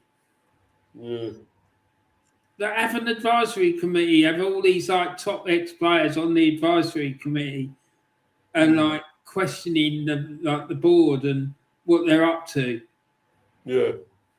But let's not turn this into a cricket stream, Steve. No, I didn't want to, but I thought, well, as it's going on at the moment, we will talk about it a little bit. But yeah, I think for this, I know what I'm going to predict, mate. We should beat them, but will it happen? I mean, we're doing well away from home. We're actually getting points away, and we're actually struggling at home now. So I don't know. I think if we should play a proper team, play the proper way, I think we'll beat them. I'll say 2-1. The Bees. That's what I'll go for, I think. 2-1. I think it won't be a big score. I think it'll be close in the end. So 2-1. Can you think you can go up there and not concede?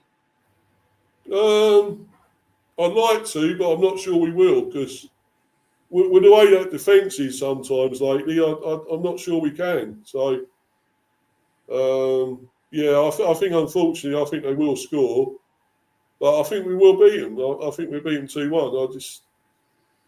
I'm hoping we will because we got to start winning again. I mean, that's poor. given what's going on recently, I think you could go up there and get 3 or 4. This is what I'm talking about. These inconsistent performances. Like, it would not surprise me if Bees went up there and absolutely stuffed this lot. But then, losing at home 2-0 to Brighton and fucking losing at home to Forest, what's all that about? Do you know what I mean? That's what I mean about this manager. He's like, it's because these things happen because he's like got no experience. You shouldn't be having to have a manager with no experience when you're playing in like top 8. You're a top 8 team in the Premier League. It's madness. Do you know what I mean? Like, you need to be, you know, you should be looking at top draw managers from not just this league, all around the world. Yeah, definitely. I know. It'll be up to you, Kev, as well, by the way. I know what's going on with Sunderland at the moment, brother, but you're doing badly at the moment. Kevin, tell Steve about John Delaney. Yeah, Kev will know, wouldn't he? Yeah, he'll remember. Yeah. So, all right. Yeah, what are you going to go for here, Warren? What do you think it'd be? I think it'd be 3-1 Bees. Yeah, repeat that one. Yeah. It would not surprise me if it was 3 or even 4, because I don't rate Burnley's manager. Yeah, Parker. Yeah, he's going to go again. It would just be typical Bees to go out there and absolutely slap this lot up. Do you know what I mean? And then next game, they come unstuck. Just because this guy, he's not got the experience. Yeah, well, we got Bournemouth after this, so we generally beat Bournemouth. That's a big derby match. You need to make sure you fucking turn up for that one. Yeah, got to beat Bournemouth. They're fucking fans, bastards. Can't stand them. But you always beat the Bournemouth, though, don't you? We do. Funnily enough, we do, Warren, and that's good. I love it, mate. I love that we beat them. We're their bogey team, but will it keep happening? Will it happen this time? I'm not so sure. So, you know, they're on the upsurge, Bournemouth now. They're going back. They're behind us in the league. 2 points behind us in the league. So I was shocked when I saw that because I thought they were right down near the bottom.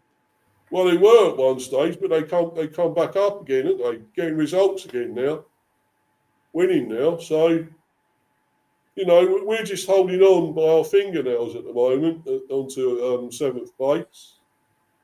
So we got to win. We got to win, buddy. I tell you, we fucking have. Yeah, that game against Burnley is a must win.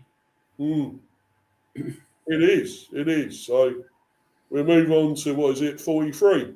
43 if we win that. But we'll still be behind Liverpool and whatever, but that's not that important. I just want us to get that spot, you know, that conference spot. So, but will we? Will we do it? I'm not so sure, man. Just aim for as high as you can possibly get. That's the thing, right? If you aim for higher than what you want, then you probably get what you want. Do you see what I mean? Like, it's like when you're trying to sell something in the exchange of mark, right? You always put it in for higher than what you want, because when the person comes to see you, they're going to try and knock you down a wee bit. Yeah. Right? You have a bit of a discussion and negotiation, and you end up at a figure that you're both happy with. So, do you know what I mean? Oh, yeah. I know what you mean, mate. There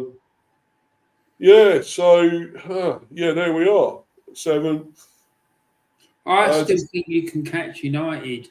If you fucking get your act together, I think you can overtake Chelsea, Liverpool, and United. You could. I still think it's not beyond the realms of possibility you could finish in the Champions League spot. The biggest problem you've got with not being able to achieve that is the manager, because of his inexperience. Yeah, I know, totally, Warren, and that's why I want him out. I don't want him there. Because I don't think we will achieve it under him. I don't think we will. Because for me, right, you got all those teams there. Right, I'm going to just go through them one by one and say whether I think Brentford are a bigger club than them. I think you're on a par with Villa, right? No, Similar side. The only difference between the two of you at the moment is the fact that Villa have won a European Cup / Champions League. Chelsea, probably size of the club, they're probably a bit bigger than you, but you could take them. You could Liverpool, no, definitely not. Bournemouth, I think you are bigger than them. Everton, their history would suggest that they're a bigger club, but at the moment they're not. Fulham, you're bigger than them. Newcastle, I think you're at the same level. Sunderland, bigger club, you're a bigger club than them. Palace, you're a bigger club than them. Brighton, you're a bigger club than them. Leeds, no, definitely not. They're a massive club. Like I put them in the top tier in size of clubs. Tottenham, you're bigger than them. Forest, I think you're bigger than them. West Ham, you're bigger than them. Burnley and Wolves, you're bigger than both of them. So for me, that tells me you're like top 6, top 7 club. So if you finish 6th or 7th or 5th, I think that would be about right. Yeah, people are finishing above Chelsea, mate, because they're another one who's got wildly inconsistent performances. So you can take them. Liverpool are a bit of a mess, so you could finish above them. So, like I said, I don't think 4th or 5th is beyond the realms of possibility. But you need to get your fucking act together. We sure do. But will we do this under this manager, Warren? That's what I'm worried about. Is he able to do this? Because I just don't think he's got the experience. I'm concerned about. I've heard stuff about his temperament as well, and it's not good, Steve. From what I've heard, it's probably right. That's right and all. Correct. You know, I've heard he's very volatile, and he's got a bit of a reputation for losing his temper, which isn't good. No. Well, there's a lot against him here, isn't there? I mean, why is he manager? I thought at the time, well, look, we promote from within, and it's always worked. It worked with Frank. It worked, I think, someone before.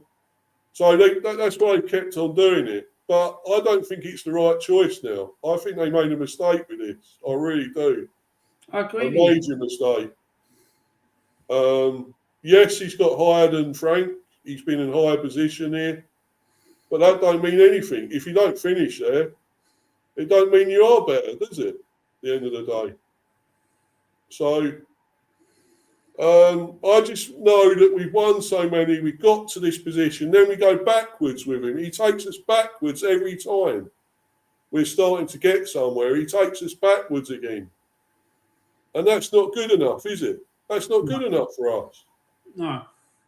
Because it's like real top quality, experienced managers out there that you could get to come to the Bees.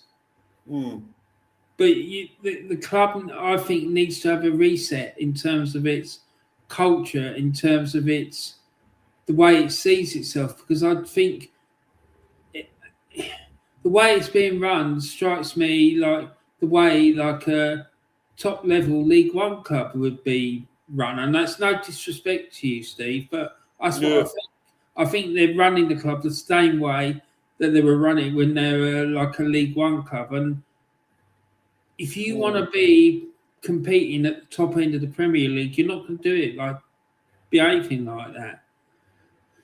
No. And having that sort of mentality, you've got to like really like have a more cutthroat sort of attitude towards it.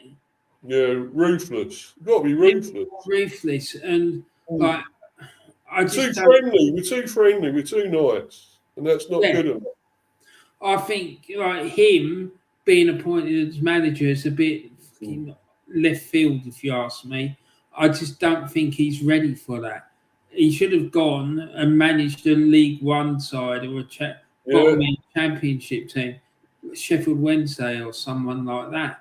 Not come in and, with all due respect, managing a team like Brentford, who are pushing, if the right appointment had been made, could have now be looking at down the barrel of qualifying for the Champions League. Exactly. Because the playing squad you had would suggest, and the performances you had at the tail end of the season. I mean, let's not forget, last season at one point you had the equal best away record in the league. I think at home we were better. I mean, we only won. I think we only won 2. Oh, you mean last season? Unbeaten away for months. Oh, do you mean sorry, Warren. You mean last season or do you mean last year? What? I mean last season. Last season. Oh, yeah. You're right, mate. Sorry, yeah, you're right. Yeah. So, there wasn't a lot wrong. So they could have,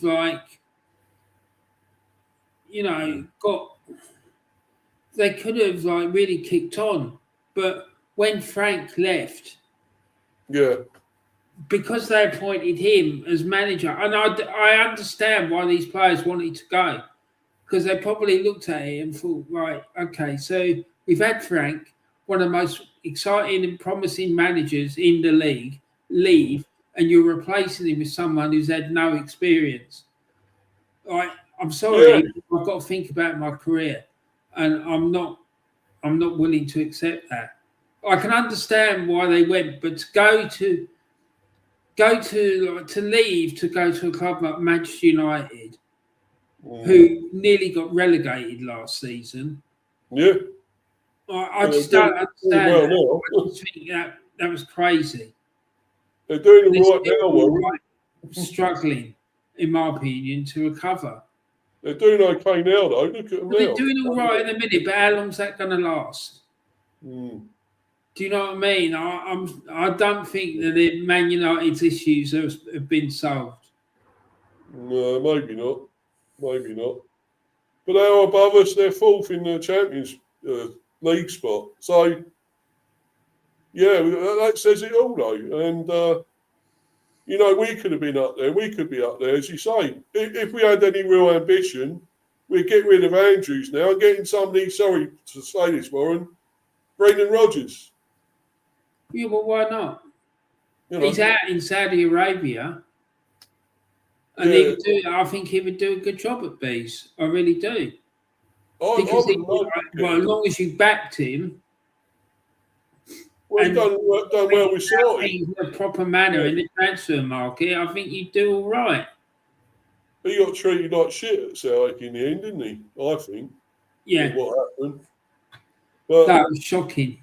It was, mate. But I think we would treat him all right here. I think we would maybe get. I mean, only thing is with us, we will not spend massively. We will not spend. We will go for the younger players, the gems. We will try and get them in cheap and move them on for more money. That's the problem. Well, I think the biggest. He's used to that. He's been at Celtic, Steve. We've got operating on a budget that's a tenth of what it is in England. So, if we spend £10 million on a player, that's like most clubs in England spending 100 million. Do you know what I mean? It's just the nature of the beast. Do you know what I mean? But the problem he had at Celtic was they wouldn't fucking spend any money at all. He'd struggle to get to buy a fucking cup of tea, to be quite honest. Well, I mean, we got over 120 million in the bank, Warren. So we won't spend it all. We won't spend it. It won't happen. No, but that's in terms of the English Premier League, that's not a lot of money. No, but that's quite a lot for Brentford. No, it is a lot for Brentford. But in terms of the Premier League, that is not a lot of money because, a top Premier League side could go out and spend that on one player. Do you know? And if something goes wrong, you need the money to bail you out. Yeah, definitely. But be up to you, Rich. By the way, coming in. We are talking about United, by the way, a bit at the moment. But yeah, I'm sure you're quite happy with the situation now, Rich. With being fourth, you won again last night, beat Everton 1-0. So I watched that game. It weren't the greatest game, I don't think, but it was all right and deserved a goal. I think Bramo set it up, I believe. He set up Sesko to score. So you're very welcome, Rich, having Bramo from us, aren't you? Hey, like, you know, I you like him now. You should love him. We did at the Bees. Fucking brilliant player. If you had to choose between one of them to come back, Steve, between Bremo and Whistler, which one would you go for? Oh, Bramo all day long, mate. All day long, Bramo. Not Visser. He can fuck off. But yeah, Bramo definitely. Who Yeah, do you think was the better striker between the two of them? Leave aside the way it all ended, but who do you think was the better striker? I still think Bramo because I think Visser scored goals, but I still don't think he's that great a striker. It's only because Bramo set him up most of the time because you know, in that partnership, it was always mainly Bramo assisting Visser for all those goals. And I don't think he's a natural finisher, Visser, either. He scored goals, but funnily, shit shots he scored with, he didn't hit them properly at all. Most of those goals that went in, you see one against, I think it's for Newcastle, he done one against somebody, hit into the ground. Didn't hit it properly, it still bobbled in. So that shows you that he's not that great a player. And to be honest, I don't care he went. I'm glad he fucked off in the end. I know they had that great partnership, and I think that's brilliant for us. Appreciated that. That was great. But he's not really that great a player, and you know, Newcastle have fucked up getting him. But I don't give a toss about that now because I'm glad he's gone. He's a fucking arsehole, mate. And what he done to us, disrespectful. Yeah, United there, 5 wins out of 6, good form, 10 unbeaten. Yeah. What have you got to say to that, Warren? Do you think that'll last? No. No. Yeah. It's the new manager bounce. Yeah. Carrick, he's doing well. I mean, like, it's like what happened with Ole Gunnar Solskjaer. They all get hyped up about, you know, Carrick. They're pointing him as like, I guarantee you now, mate, it'd probably be, if he doesn't get appointed in the summer as a permanent, he would be like in it to the end. And if he does get the job, he'll probably have a half decent season. Then the next one, it will just all fall apart.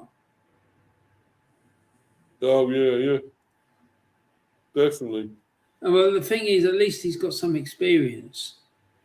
At least they haven't just gone pump some geezer like out of the air from nowhere with no previous management experience, like Arsenal have done, like Brentford have done. This is just madness.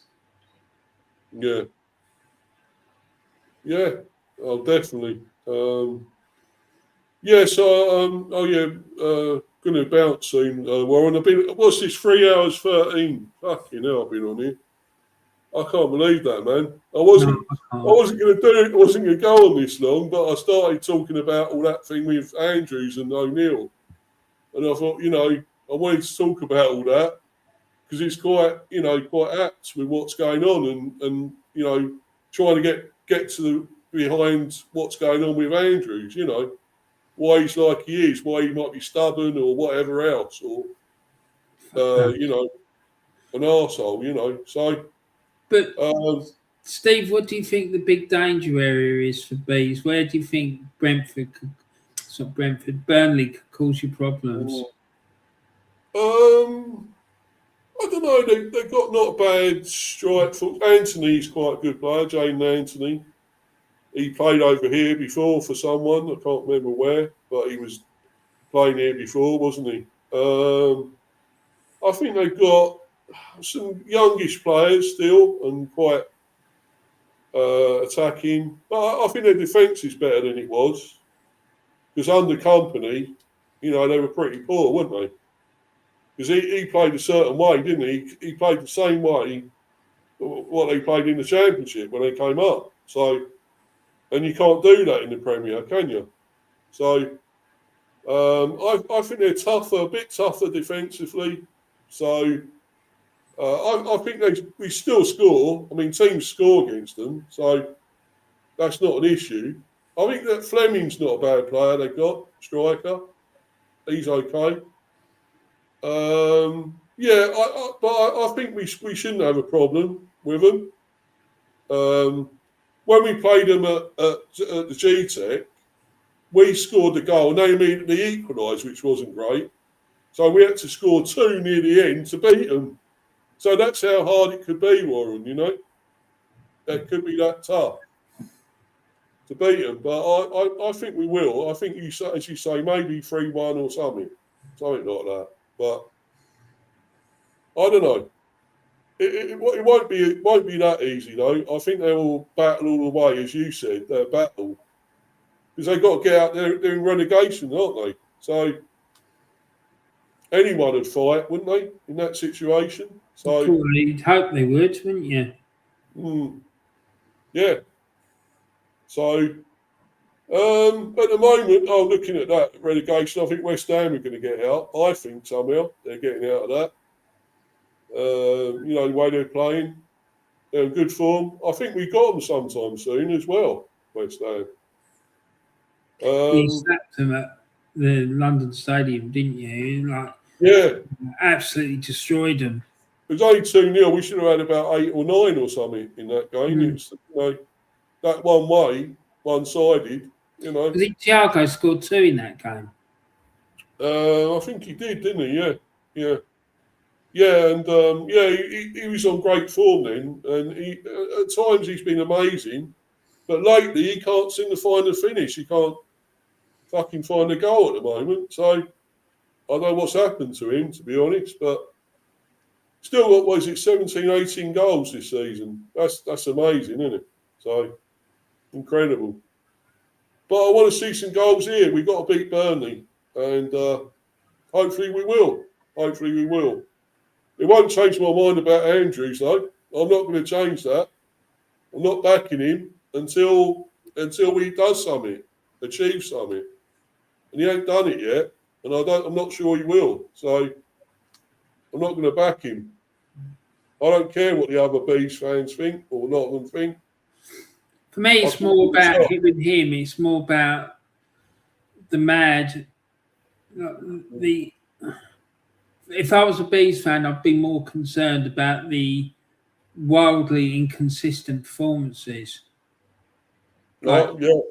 Slapping up Manchester United at home 3-1, going to West Ham, slapping them up, and then losing at home to Brighton and fucking Nottingham Forest. It just makes no sense to me whatsoever.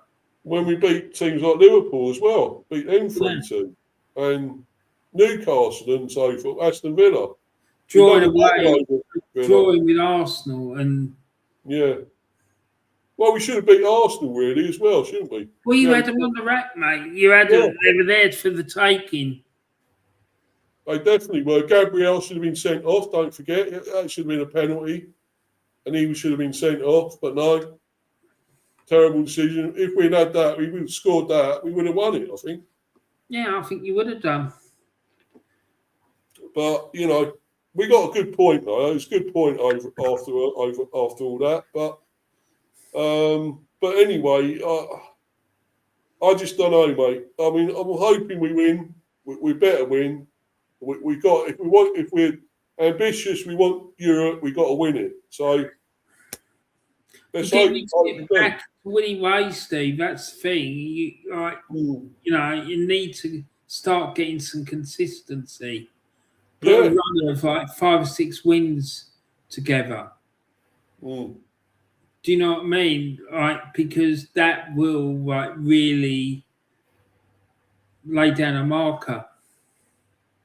Oh, definitely, mate. Definitely. Because I don't see the rest of the teams around you being able to put 5 or 6 wins together on the bounce. I think that's another reason why we're still there, because the other teams below us ain't been good enough. to get above us and get the wins together. Because I think we would have struggled. We would be lower than this if they got their act together. We would have been. Because I think if you go on a run of like 5 or 6 wins, you can really cement a European spot. I think it would be difficult for anyone to catch you because how many games are there left? About 12 games? 12, is it? Or 11 or something? Yeah. Something So like that. if you went on a run of winning of 5, 6 wins on the bounce, that means that you're going to be then entering in the fag end of the season. It'd be like 5 games left. So do you know what I mean? It's like then you like just fucking batten down the hatches and scrap for every single point you can get. Yeah, I mean, we've got 3 away games, Burnley, Bournemouth and West Ham all away. Now. Well, you can win all of those. There's your game there. I don't think you can't win. I think definitely you always beat Bournemouth. Burnley, it's going to be tricky because they're fighting against relegation. Their fans are really vociferous and it's a hard place to go. West Ham, is it the London Stadium or is it your place? Oh, sorry, no, that's in the FA Cup, mate. Sorry, that's the FA Cup. But yeah, that's London Stadium. I mean, that's the FA Cup though. So we're playing them in May at the GTEC, the 2nd of May. Right. So that's a little way off, but yeah, we're playing them in the FA Cup. I mean, is that important? Do you think that's important to win that or not? Yeah, I do. It's Because FA it'll give Cup. you a European spot, apart from anything else, apart from the prestige of winning it. Yeah. It's like the biggest cup competition in the world, Steve. Oh, I know that, Warren. But do we want that? Do we want Europe more than winning the FA Cup? I don't know. I mean, can we win the FA Cup? I'm not exactly sure we can actually win it. Yeah. Why couldn't you win the FA Cup? Well, I don't know. It's the ambition of this manager as well. I don't know what he wants to do here. He keeps saying he likes the FA Cup. He likes the cup competition. Yeah, but they all say that when they've got a camera stuck in front of their nose. But what he's saying behind closed doors is another matter. I'm not convinced. I'm not convinced by him as a manager, mate. I just don't think. I don't think he's got the necessary expertise or knowledge to do it. I can tell you what, you'd have a much better fist of it if Brendan was your manager than him. Oh, I know that. I know. And that's how I take. I'd love to have him now, Brendan Rodgers here. But it ain't going to happen, is it? It ain't going to happen. Well, no, because I don't think Brentford have got the balls to go out and do it. I'm sorry, mate. I just don't. No. I just don't think that they've got the right sort of mental attitude. I just think they look at themselves as being the same. They look at themselves the same way as they did when they were in League One, and that's whenever you say to me, "Oh, we're not a big club," that's why I get so agitated with you, Steve. Well, that's the thing. I just know that's what we think we are still. That's why I say it. That is the big problem, right? Until they shake off that mentality and try and see themselves as what they are currently, then it's not gonna change. But the fact of the matter is, Steve, you've achieved a hell of a lot in a very short space of time. Yeah. You've only been in the Premier League 5 years, and you're pushing for a European spot. I think it's fucking phenomenal. Yeah, I do. No, I think it's great, but I don't know. It's miraculous, but this guy, this manager, he's not helping the situation because I think you could do better with that squad of players you've got. I mean. Despite all of this, your recruitment team is fucking on point. It really is. The Phil Giles. Pick up. These players that you go and find are top quality, right? And whoever it is doing a great job. Well, it's Phil Giles in that mainly. He's brilliant. He's brilliant with that, Phil Giles. So I think he's superb. But I don't know, as you say with the manager, no, he wasn't the right choice in the end, I don't think. No I way. just think he's been promoted too far too soon. I think he should have gone off somewhere and learnt his trade. Guy, and I've said this about Arteta as well. I think these managers, they just get the ideas above their station too soon. Yeah, yeah. You know, you need to go and serve an apprenticeship. You don't get like a kid straight out of school suddenly becoming like the fucking main carpenter or main bricklayer for a construction company or main electrician. They have to go and learn the trade and do an apprenticeship. That's not the way it works. And it's the same with these people. Like, what experience has he got?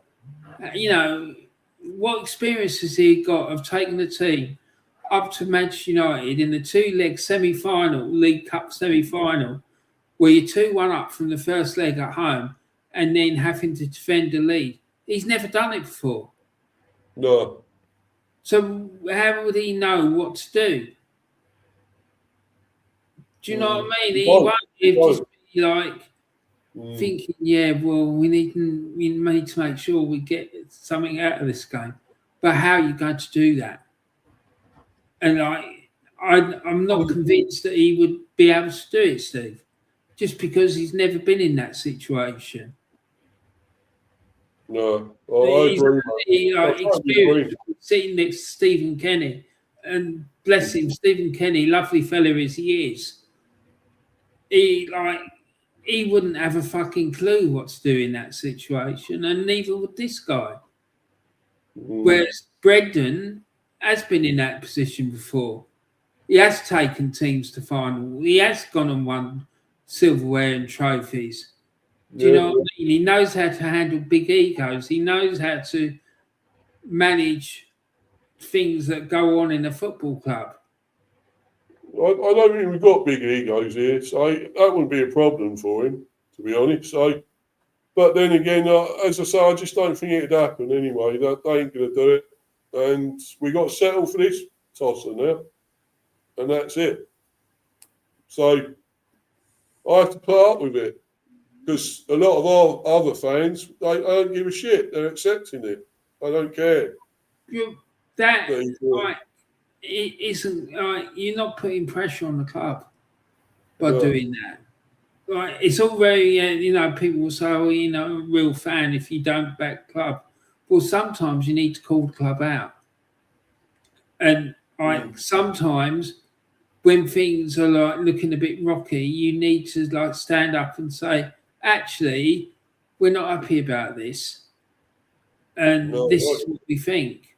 And do you know what I mean? Because being a good fan is not just about blindly backing what the club does and says. Being a good fan sometimes is about standing up and saying, putting your hand up and saying, actually, this isn't good enough. It needs to be done differently. Why is this happening? Why is that happening? Do you know what I mean? And a lot of people don't really understand that. Yeah, no. The thing is, I'm standing up, I'm saying it, I'm kicking up the fuss about it, but no one else is. I wish I could send this to the Brentford, the football club, and let them see what I'm saying, what I'm thinking, and as a fan of this club that I've loved and supported since 1980, and I want to see them. I've never seen them in the Premier League until now. We've been lower league, we've had to get our way up all the way through the bottom leagues to where we are now. And now we're in this. And I want to see us fucking win something, do something in this fucking Premier. I want to see us achieve something, Warren. I want to see it. I know that you've been through it all. All right, because I've seen it. We did that show together. Like your Desert Island football matches. Do you know what I mean? And like we showed how you were like following the team when they were in now League 2. You followed the team when they were in now League 1. You saw them in the Championship. and you've seen them in the Premier League. You've been through every level of professional top draw football in this country. And I'm pretty much convinced that if they'd got relegated out of the Football League, you would have still been going to watch them in the National League.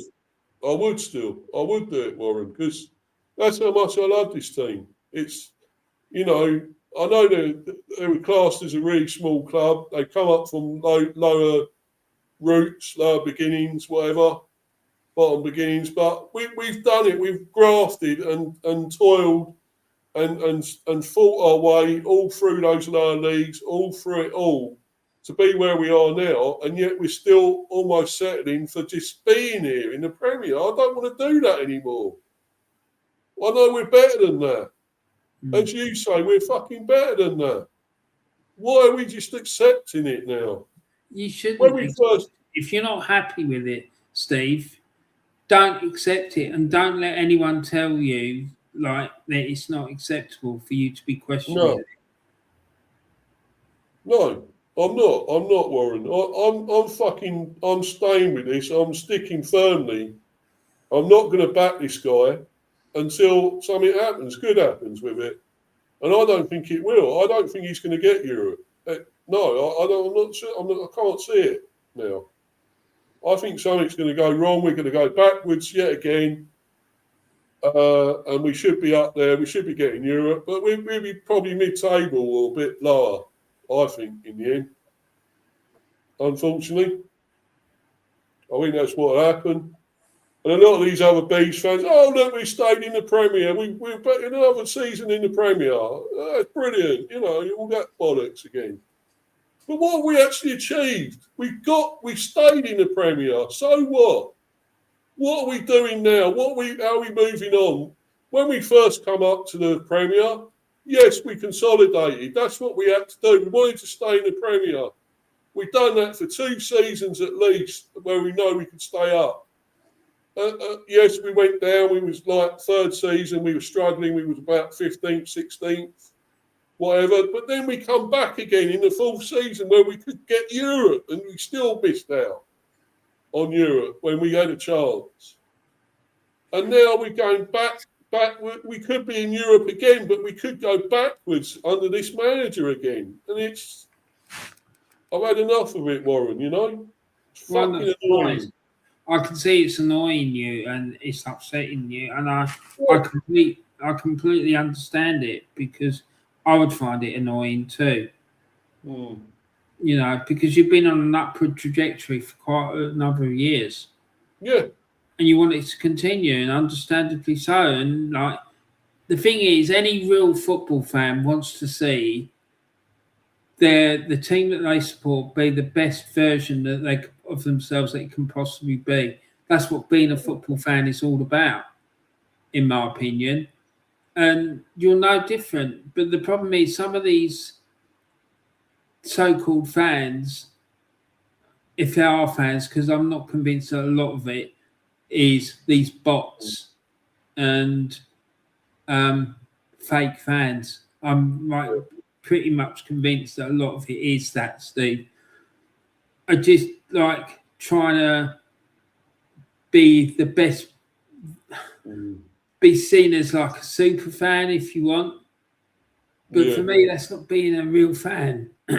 It's not. That's being just like a mouth, like you're just following it's like a fucking cult.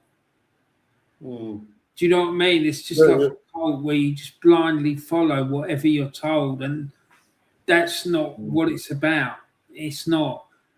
You've got brain. Use your brain. Use what your feelings. Follow your feelings. Yeah. But if you feel it's wrong and there's something's not right, then fucking say it. Don't be like letting someone tell you that that's wrong or it's right. Do you know what I mean? Just say what you think. But the problem is blindly following what the club tells you, even if your gut's telling you there's something not quite right here, is not the way to go. And the problem is, it's like the Cronky way of doing things he done it at Arsenal. He's tried to suppress any opposition, dividing the fan base. There's deliberate ploy to divide the fan base. That's why they one of the reasons they appointed Arteta, because they knew it would divide the fan base. Right? And it has massively. Yeah. Do you know what I mean? So, and lots of clubs are following that tact as well. But just don't let people do it to you, Steve. I'm not, mate. I ain't going to settle. Because I don't want to settle for this. I want us to do something here, man. I think we can. We can. We can get Europe at least. That's achievable here. That is really achievable. If we really want it enough, do we want it enough? Is this manager really going to do this for us and get us to this? I'm not so sure. I'm really not. I don't think. Got my doubts. I don't. I might be wrong, Steve, but I don't see it, mate. And a couple of years he might do, but do you know?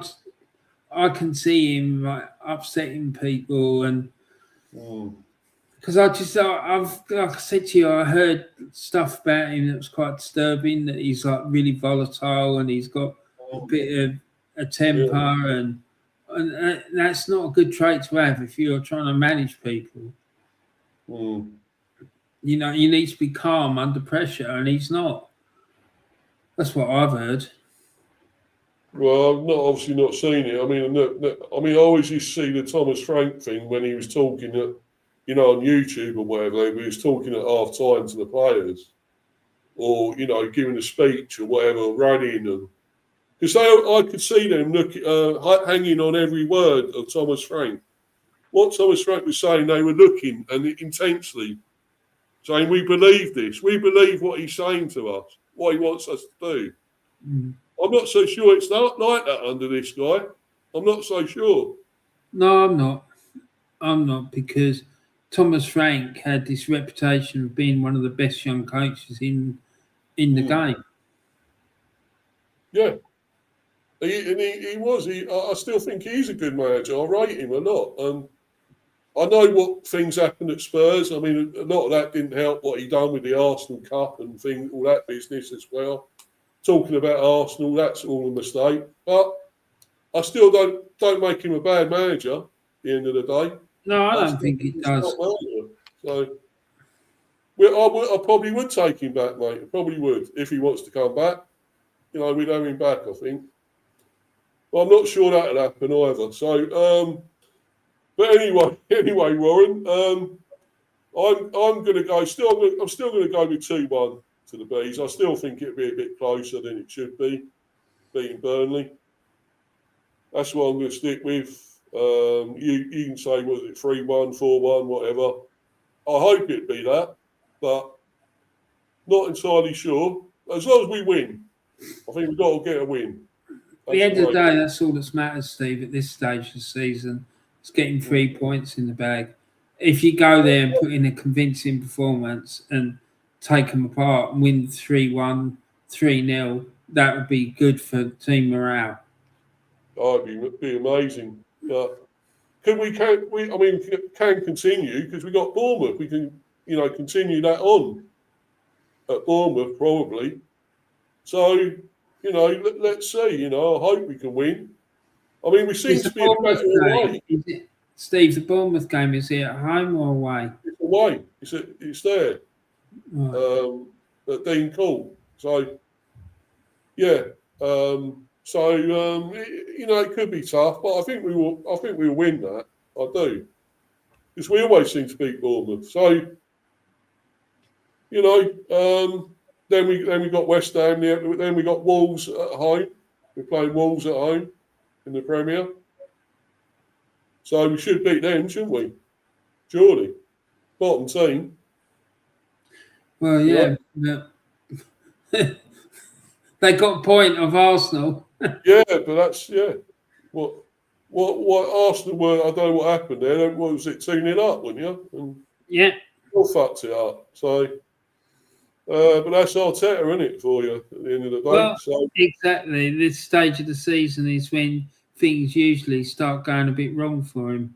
yeah, definitely. But anyway, we're not talking about Arsenal. Anyway, let's get. I'm going to wrap it up, mate, because it's been, what's this, 3 hours 40 now? Fucking hell. This must be a record, I think, for going on this long. But I want to go and get something to eat, mate. I'm Hank Marvin. I might watch a bit of that cricket. I don't know what the score is now, to be honest, but I haven't seen it lately. I think, we're still 2-2 down. I think we lost 2. I think it's about 20 odd, 30 odd for 2, 40 odd, something like that. I think anyway. I haven't seen it lately. Yeah, you're not going to be happy. 103 for 5, Steve. 100 what for 5? 103 for 5. Oh, right. Oh, shit. I don't think we're going to do it. I don't think so. But Brooks on 70 odd. how many more do we need? Need 61 to win. It's still possible. How many overs? How many overs we played? 7.5. They've got 7.5 to go. No, it's still possible. With Brooke there, they can still do it. I mean, who else is with him? With Brooke. Hold on, let me just have a look. Scorecard. Who is there? Brooke Jacobs is on 1. Salt out for a duck. Butler gone for 2. Bethel went for 8. Banton went for 2. Curran went for 16. And extras 2. So, did it say he's with him now? He's at the other end. Eh? Did it say he's at the other end? He's with him in the middle. Who's with Brooke? Yeah, Brooks on 73 and Jax is on 7. Oh, Jax, right, yeah. It's still possible. Jax is pretty He's good. hit a 6. He's a good player, Jax. I think they can still do this, actually. Still possible. I'm not so confident, mate. I think they might get their arses handed to them. Yeah, but I mean, that's the thing with Pakistan. They're another one, aren't they? You never know what you'll get from them. They're so inconsistent, Pakistan. They can either be amazing or they can be shit. And they're actually probably amazing today, I suppose. I don't know. But they got 160 odd, didn't they? 165, I think. So yeah, 164 for 9 of 20 overs. So it's pretty good going, but then it's against our shit bowling, I expect. So there we go. But yeah. Anyway, Warren, you got anything coming up, buddy, or anything No, more? not at the minute. I'm a bit busy at the minute, Steve, if I'm being honest. So Okay. I'm not sure. Yeah, that's a shame. I mean, you always do great streams when you do them, mate. Brilliant channel. I need to do another one of those ranty streams when I kick off about football, but it's just I've got a lot of other stuff I need to do at the minute. Yeah, that's all right, mate. It's understandable. Yeah, this was a long stream. You're right, mate. Definitely is. Fucking is a long stream. I wasn't going to go on this long, mate. I tell you, I wasn't.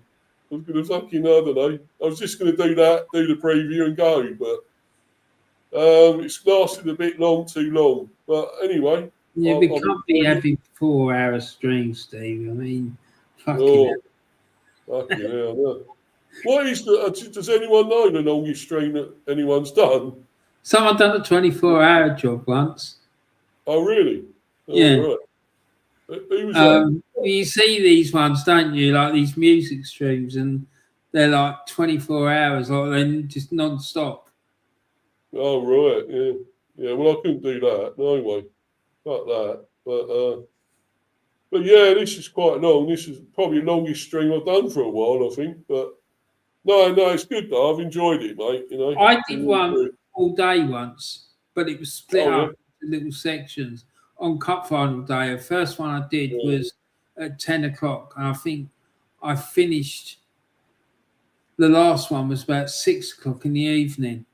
So I was going like almost non-stop between 10 in the morning till 6 in the evening. Yeah, but that was hard. It was knackering. And I was fucking knackered after it, mate. I'm telling you. I bet, I just went straight to bed and slept till the next morning. I was exhausted. I said Rich done a 6-hour one. 2021 Europa final. Oh, right. You've done that. Yeah. Yeah, but anyway, I'm not going to carry on much. I'm not going to do 4 hours or 5 hours, 6 hours, whatever. I'm going to go. I'm going to bounce. In the next 15 minutes because we're now on 3 hours, 45 minutes, Steve. Yeah, so anyway, I'm going to quickly say, follow me on Insta at Mr. B for Life 182 and subscribe to Mr. B Football Chat. Please keep smashing those likes and subbing. I'm on 216. I want that going up again, guys. Come on. Been stuck on that a little while now, 216 subs. So let's get going up again. I want 250, the next milestone, and keep going up, you know? And the views going up. The views are pretty good, mostly. Getting up to 100 odd, 200 odd at times. So that's going fairly well. Just want the subs going up again now. See you, Iron Titanium. Be up to you, my friend. Thanks for coming in. Brilliant. Thank you. Good luck to you. Good luck with United, of course. And thanks for coming on as well, Warren, buddy. It's been great, mate. Been a great stream. Thanks for coming. I knew you'd like doing this one. Talking about O'Neill and Andrews. I thought you'd like this one. That man, I don't understand why he does it to himself. It's just like, it's just nuts. Why do you like try and compare yourself to someone like Martin O'Neill? It's just mental. No, he's brilliant. He's brilliant, O'Neill, isn't he? So, I don't know how much longer he'll continue. He'll probably retire at some stage, no doubt, won't he? Probably into the season. It's a shame because he's done great with Celtic. So I don't think he can great manager, mate. He knows what he's doing. But one of the reasons I like it so much as well is because he's old school. Oh yeah. Do you know what I mean? And it just proves that all this fucking bullshit that surrounds modern football is exactly that. It's just bullshit. Yeah. Well, and probably he's right. I think he's right about Keith Andrews from what I can hear. So no wonder that's gone on for 10 years, that feud. There's some big animosity there, but there we go. Anyway, guys, we're gonna bounce, and thanks to everyone that's been watching live on playback. Thanks to everyone in the live chat. Until the next one, I think will be maybe a buzz stream. I don't know when it might be the cricket one actually, Warren. So if you want to come on again, maybe. Yeah, I'm happy to do that. Yeah, I'm trying to think. Might be Thursday or might be Friday. I'm not sure yet. If you're available one of those days, but yeah, hopefully, yeah. Yeah, might talk about that thing with what you mentioned the other day, Michael Vaughan or something. That thing with the the advisory committee. Yeah, that was it. Yeah. Yeah, I've been on an advisory committee before. It's a good laugh, actually. Oh, right. Oh. Do you know, I have. I know how they work. So I can talk about it with confidence. Oh, cool. Yeah. I think it'd be a really good idea. I think he's onto something there. As long as he's on it. Oh, yeah. We'll definitely do it, mate. Yeah, we'll talk about that. But, okay, mate. Anyway, I'm going to bounce. Anyway, guys. Get him on, Steve. Oh, I love it. I'll try it. I don't know. You will see on Insta and stuff, and Ian X and whatever. It'd be fucking brilliant to get him on. Yeah. Because I think he's really pissed off with English cricket. I really do. What I like about him, Steve, is that he doesn't hold back. Yeah, I like that. No, I like that. Honesty, straightforward, and he don't care. He says what he thinks, and that's it. That's good. I like all that. Sense. despite does, that cunt money Manny said. But he doesn't know what he's fucking talking about, that Manny character.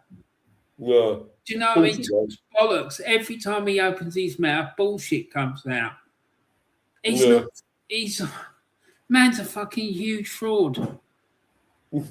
Yeah, true. Yeah, definitely, 100%. Anyway, but on that note, we're going to go, and thanks everyone. Till the next one, we're out of here. Cheers, everyone. Thanks, guys.